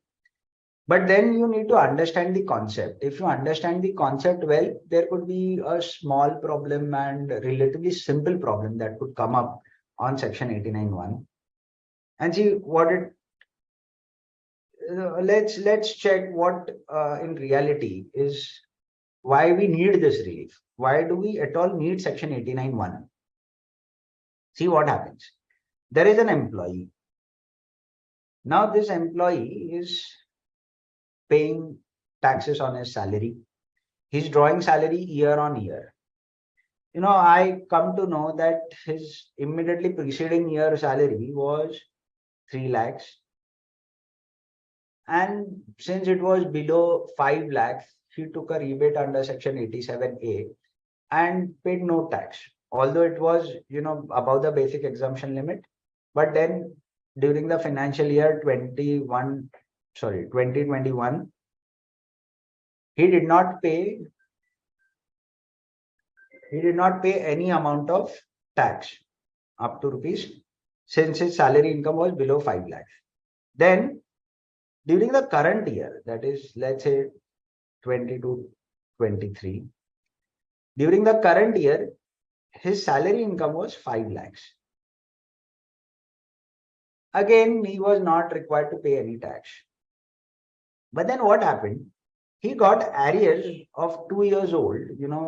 He got arrears from the employer. And these arrears were paid for 2021 to the extent of 2 lakhs. Let's say 3 lakhs. Now what happens? Here, friends, in the year of receipt of such arrears, it would become taxable, isn't it? We saw section 15, if you recollect our first lecture. Our first lecture dealt with the charge on salary. The charge on salary was due or receipt basis, whichever is earlier. In case of arrears, what we saw was it would be taxed on receipt basis, right? So whenever it is received by the employee.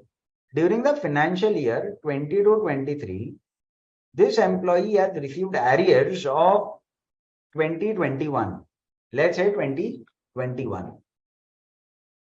Now what happens is during this year, his salary income becomes 8 lakhs. And if he would not have received these arrears, he would have paid no tax, absolutely. He would have gone scot-free. But since he's received this salary, he would have to shell out money.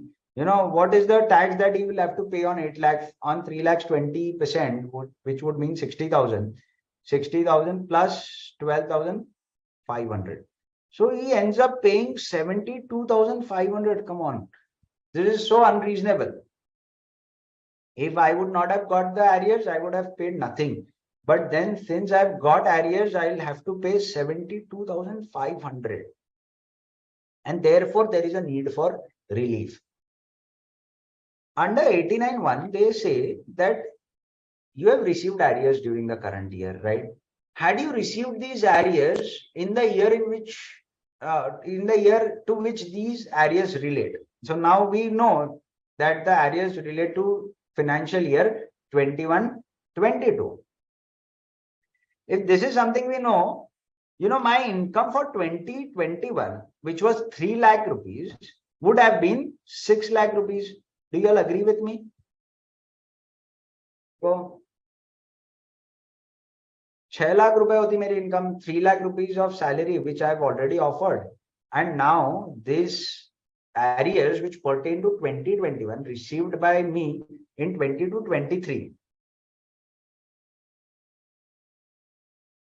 right? Getting this, friends? It would have been 6 lakh rupees. Sorry. Wait a second. Give me a second. There is some technical glitch. Okay, is the screen visible, friends? There was a blackout on my system. I don't know whether the screen is visible. Somebody please confirm.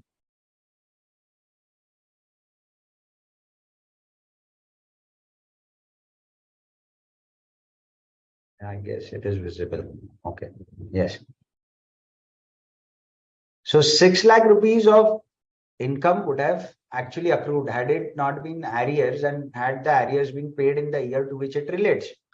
And I would have ended up paying, let's say, if the tax rate for 2021 was up to rupees 5 lakhs, it was, let's say, 5% of tax, and above rupees 5 lakhs, 20%. So on 6 lakh rupees, I would have ended up paying 20,000 rupees for income above rupees 5 lakhs plus 12,500 for income up to rupees 5 lakhs. So I would have paid 32,500. Do you all agree with me, friends? Yes. Do you agree with me?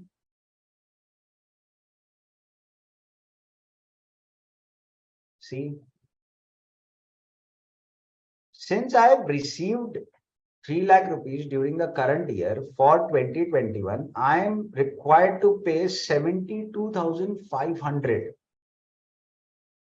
However, had I received this 3 lakh rupees earlier, I would have ended up paying only 32,500. Now, therefore, I give you a relief and I tell you, okay, you would have paid, if the arrears would have received in the past, you would have paid 32,500. You pay only 32,500 today. For rest of the amount, that is the difference between 72,500 and 32,500, I'll give you a relief. So I'll get a relief under section 89.1 of 40,000. So my total tax for the current year would be 72,500 less relief under section 89.1 of 40,000, and I finally pay 32,500. So I'm indifferent now and I feel good about it, that even though I've got the amount today, yet I have paid only that amount of tax which I would have been liable to pay had I received the arrears in the earlier years. So simple as that. The concept is very simple.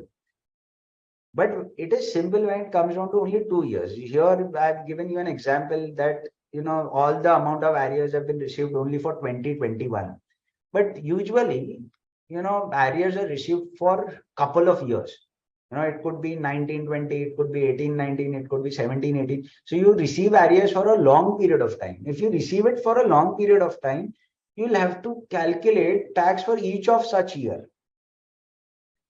And that becomes a problem. So it is more of arithmetical accuracy than the concept. The concept is simple. When you consider only 2 years, it is very, very simple. So let's check the provision in this backdrop. let us check the provision. Do you understand the concept of relief? The relief of 40,000. I guess you should get it. This is broadly 40,000. You also have to include education cess. I have not included that. We take up a practical problem and then we again understand the concept. For the time being, with what you've learned until now, just go through the provision. Where an assessee is in receipt of any sum in the nature of salary, being paid in arrears or in advance. So it could be paid in arrears or in advance for a period of more than 12 months in a financial year. So whenever salary is taxable on due or receipt basis, let's say you receive an advance, which would have been a salary of the subsequent year. In that case, you could always claim a relief. Now, relief would be available. Why at all 89(1) comes into play? Because we have got a progressive tax structure. Friends, what happens is this 3 lakh rupees in 22-23 are taxable at the rate of 20%, entirely taxable at the rate of 20%. However, when I take this 3 lakh rupees back to 2021, financial year 2021, what happens? Part of this 3 lakhs, that is 2 lakh rupees, is taxable at the rate of 5%. 5%. And remaining 1 lakh only is taxable at 20%. So that is the reason why there is a relief. We tax it at different rates. We have got a progressive tax structure, and therefore when we tax the amount of arrears in the year to which they relate, what happens? We get the benefit of that progressive tax structure, and hence there is a relief. Had it been a flat rate of tax, all assessee, irrespective of their income, they are taxable at, let's say, 20%. Then there is no question of relief. In the earlier year also, it would have been taxed at 20%. Today, it is also taxed at 20%. But here, if I tax it in 2021, 2 lakh rupees is taxable at 5%, and remaining 1 lakh alone would be taxable at 20%. Right?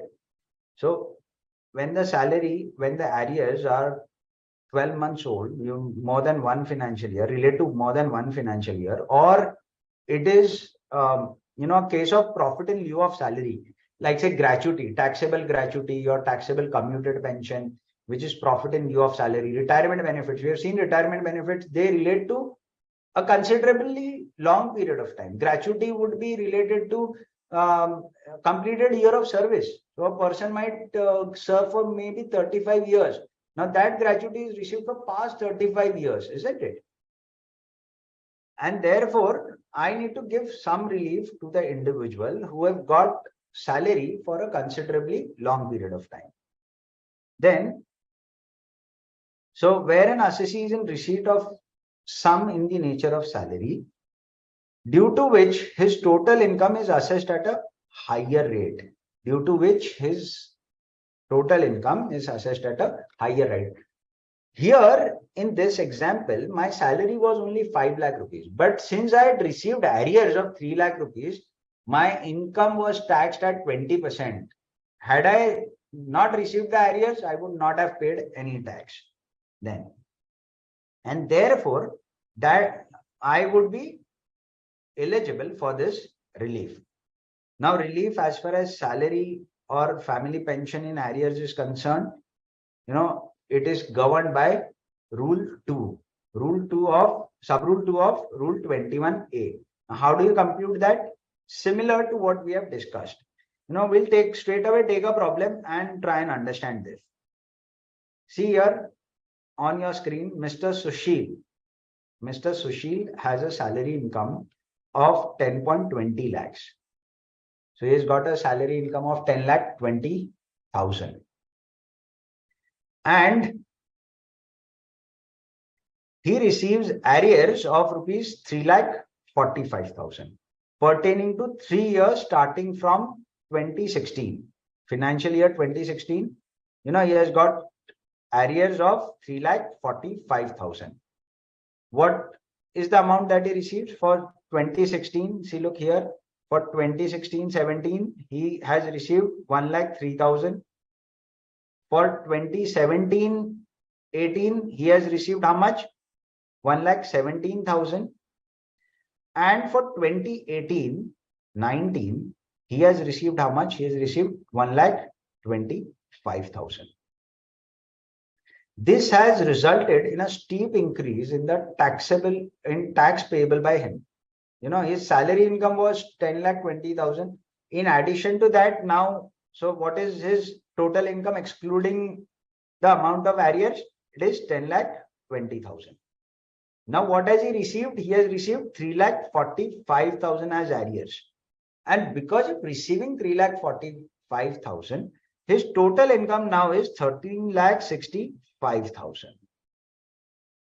Because of the arrears, he says, Sushil says that there is a steep increase in the tax payable by him, because this entire 3,45,000 now falls into 30% tax bracket. More than 10 lakh rupees of income, he's already had more than 10 lakhs. Therefore, this 3,45,000 puts an additional burden on him, right? And therefore, he ends up paying more tax. So what is the tax payable on 13,65,000 during the year? You will have to first calculate that, right? Getting my point, friends? See, you calculate tax on 13,65,000, right? Well, give me a second. Okay, it comes down to, it would come down to, straight away, I'll give you, we don't have too much of time, and therefore, as far as the calculation aspect is concerned, you could always calculate it, not too difficult to calculate tax. It would be 2,30,880 rupees. 2,30,880 is the amount of tax which I would have paid on 13,65,000. Do you get it, friends? Yes. So including health and education cess.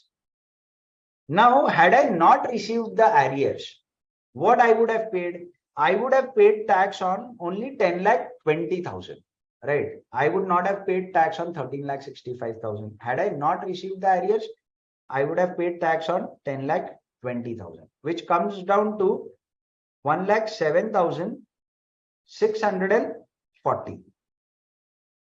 1,07,000, sorry. 1,23,240. So which comes down to 1,23,000 on 10,20,000. Somebody, just confirm this amount of tax, but to the best of my, working, it is correct. 2,30,880 on this amount of 13,65,000, and on 10,20,000, that is excluding arrears, 1,23,240. And therefore, now what I know is, what is the amount of tax that I've paid on arrears?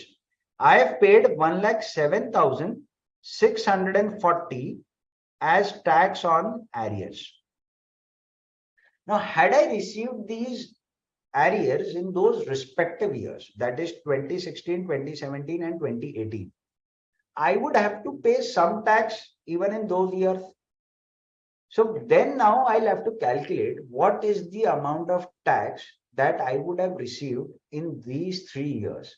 Now, how do I compute that? First and the foremost, I'll have to, know what is the amount of income for each of the 3 financial year. First income prior to, including the amount of arrears in these 3 years.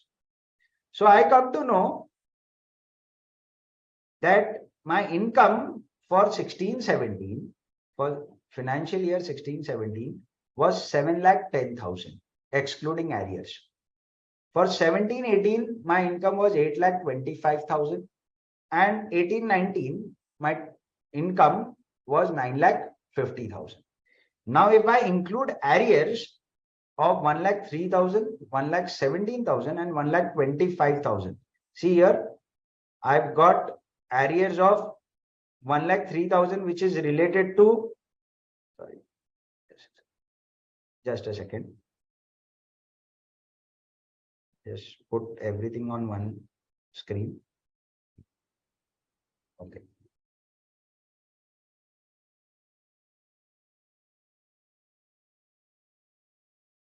If I would have received 1,03,000 in 16-17 only, my total income would have been 8,13,000. See, understand this. I know it is a little difficult for you to check all of the calculation at once. But see, carefully, you just have to understand the concept. Once you understand the concept, you would cope up with the arithmetical part of it. You've got a couple of problems in the module also. Try and solve those problems. What I've done here is I've first taken the amount of arrears. I've first found out what is the tax that I'm required to pay in the current year after including arrears in my salary. For the arrears, I'm required to pay 1,07,640. Had I received those arrears earlier, what would have been the amount of tax that I would have paid in those years? If I would have paid something lesser in those, aggregate of those 3 years to which the arrears relate. My arrears relate to, mind you, 16-17, 17-18, and 18-19. If my total tax would have been lesser than 1,07,640, which I'm entitled to pay in the current year, I would be subjected to a relief if it is lesser. If it is more than 1,07,000, then there is no question of claiming any relief. So I find out my total income of those years without arrears. My total tax on 7,10,000 was 69,010. My total tax on 8,25,000 was 79,825. And my total tax that I've paid for financial year 18-19 on 9,50,000 was 1,06,600. Now, this is something I would know because I have already filed my return of income and I've already computed my tax liability. But after including arrears, which was 1,03,000 for 16-17, 1,17,000 for 17-18, and 1,25,000 for 18-19, my total income is 8,13,000, 9,42,000, and 10,75,000. See, in these 3 years, I have paid 2,55,000 rupees of tax. 2,55,435 rupees of tax, without arrears. With arrears, I was required to pay 90,228 rupees for 16-17. On this 8,13,000, I was required to pay 92,228. On this 9,42,000, I would have paid 1,03,927 in that year itself. And on 10,75,000, I would have paid 1,40,400. What have I already paid? I have already paid 2,55,000. I would have been liable to pay 3,34,555. Now, this is the arithmetical part. You have to be really careful. Usually, you will be given rates. So you don't have to remember all the tax rate for the previous year. That would be given in the problem. You have to calculate this carefully. This is inclusive of health and education cess. Health and education cess was 3% earlier and then it went on to become 4%. So you have to take care of that. So if I would have paid tax on arrears in those years itself, I would have paid an additional 79,120, which is nothing but the difference between 3,34,555 and 2,55,435. 79,120 would have been the tax payable. Now, what am I required to pay today? I am required to pay 1,07,000. What I would have actually paid, I would have paid 79,120. And therefore, the difference between both of them, 1,07,640 minus 79,120 is the relief that I'm going to claim. So what is the amount of relief? Can somebody calculate 1,07,640 minus 79,120? This is the amount of relief to be under section 89(1).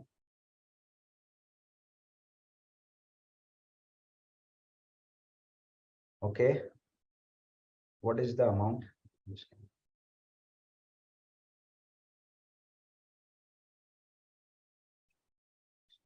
minus. So 28,520 is the relief. So my tax payable for the current year is 1,07,640 minus relief under section 89(1), which is 28,520, and I end up paying tax on this particular arrears to the extent of 79,120 only. So I get a total relief from this amount. Look at this. My total tax payable is 2,30,880 minus 28,520. See, are you getting it? So I end up paying 2,02,360. See, I'll just share with you. Look at this. My total tax on 13,65,000 was 2,30,880 less the relief calculated under section 89(1), which is 28,520. So the total tax payable by me during the year is going to be 2,02,360, which means nothing, but it means that I pay tax on arrears to the extent of only rupees 79,120. That's all. I hope you've got the concept. Leave aside the arithmetical part. Arithmetical part, you'll have to solve a couple of problems. Actually on paper, you will have to calculate the amount of tax, put the amount of tax, calculate the amount paid on arrears, and what you would have paid in the earlier years had those arrears received in those years. What would the amount of tax that you would have paid? You calculate it first and then deduct the amount of tax you are required to pay today minus what you would have paid in the earlier year. So that is going to be your relief under section 89(1). So 1,07,640 minus 79,120. Okay. Now this is about arrears. About you also can claim relief in respect of gratuity. So if at all you receive gratuity for a considerably long period of time, more than 15 years, in that case, you cannot calculate for 15 years, isn't it? Here you have calculated for 3 years and it was difficult to calculate even for 3 years. Now, if I've served for more than 50 years, 15 years, let's say for 35 years, I've given my services. Now that gratuity is related to last 35 years.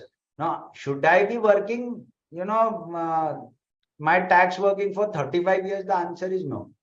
They have rationalized the provision. They say if you have worked for 15 years or more, in that case, what you'll have to do is you would divide that gratuity in last 3 years. So whatever is the taxable gratuity, so whatever is exempt under section 1010, it would not form part of your taxable income at all. So if it is exempt, there is no question of relief. If at all some part of it is taxable, then you divide that gratuity in last 3 years. So 1/3 for each of the 3 years preceding the year in which the gratuity is received. So the working is almost similar, just that if you have received the gratuity in the financial year 22-23, you'll have to go 3 years back. So it would be 21-22, it would be 20-21, and it would be 19-20. So for 3 years, you will have to compute 1/3 each. You add it to your, would always be known even for those last 3 years. You add 1/3 of the gratuity and then you calculate tax and the differential tax. However, in respect of gratuity, they have provided for another formula, and they say that you calculate average rate of tax. See, we're short of time. I really cannot, delve into gratuity, but then, the concept is almost the same. Just that, you have to work with average rate of tax instead of the actual tax that you have computed in case of arrears, right? I hope you've got section 89(1). The objective of 89(1) is to provide relief because of the extra tax you're required to pay in the current year because of the changing slab rates. Apart from that, there is no reason why you should get relief under section 89(1). Yes, friends. All right. We have already overshot our time for the day. I hope it is amply clear. I've tried to give you the logic. I've tried to cover as many provisions as I could in these 4 lectures. We've virtually covered each of it. We've tried to take up the controversial points, or the minute points which probably could cause trouble in exam. See, as far as salary is concerned, you're going to be tested for salary at intermediate level. Now, there is no testing of salary at the final level. Usually, I don't see a lot of problems on salary in the final paper, and therefore, you could expect uh, a good weightage for salaries, especially because it is going to be tested only at this level. So, what I would suggest is, you solve more and more problems. You read the provisions carefully. There are so many small provisions. You'll have to keep reading it again and again. There's a wonderful summary at the end of the module, where you could recapitulate all of the provisions at once. I have tried to give you notes which are quite, which are quite close to the modules, and you could go through these notes also if it helps you. You can prepare your own notes. Usually, preparing your own notes are a very good way of learning, because you generally you've got one day before the exam. If you could brush up all the provisions, well, that is a very good strategy. And scoring like 60 in income tax is sometimes simpler than scoring 60 in a practical subject like cost, etc. Because here it is a proper mix of theory and practical. And usually, if you know the theory, you would always be able to solve a practical problem on income tax. Scoring 60 is relatively simple as far as income tax is concerned. The only thing is you will have to brush up your provisions a day before exam. So that is how you would have to plan it. So have your own notes, prepare them, and have a bird's eye view. Correlate provisions when you are dealing with PGBP and you come across health insurance deduction. You also check 17(2). So try and correlate as many provisions as you could, and you'll get. I'm sure you'll get good marks as far as income tax is concerned. So DT is one area where you could score really well. Well, thank you so much, friends. I have also clarified a lot of doubts during the lecture. So we had roughly 10 hours to cover entire salary. So whatever was best possible, I've tried to take all of it. I hope you guys enjoyed. Thank you so much. Uh, well, I'll be signing off. If you've got any queries, well, I'll try to answer those if at all you leave it right away. So another a minute or so.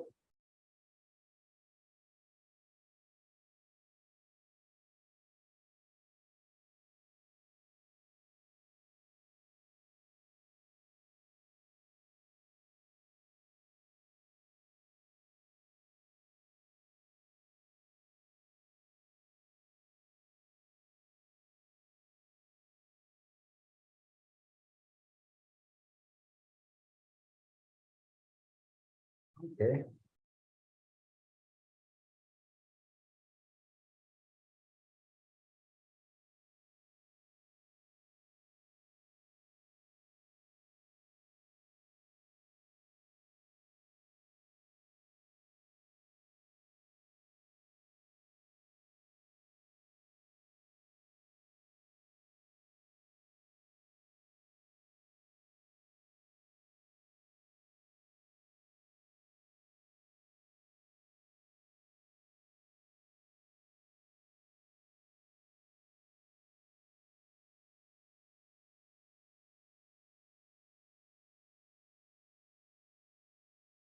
Okay. All right. So I don't see a lot of queries. Thank you so much, friends, for bearing with me and going through all of it. Chalo, study hard, and I hope to see you get into finals very soon. Bye.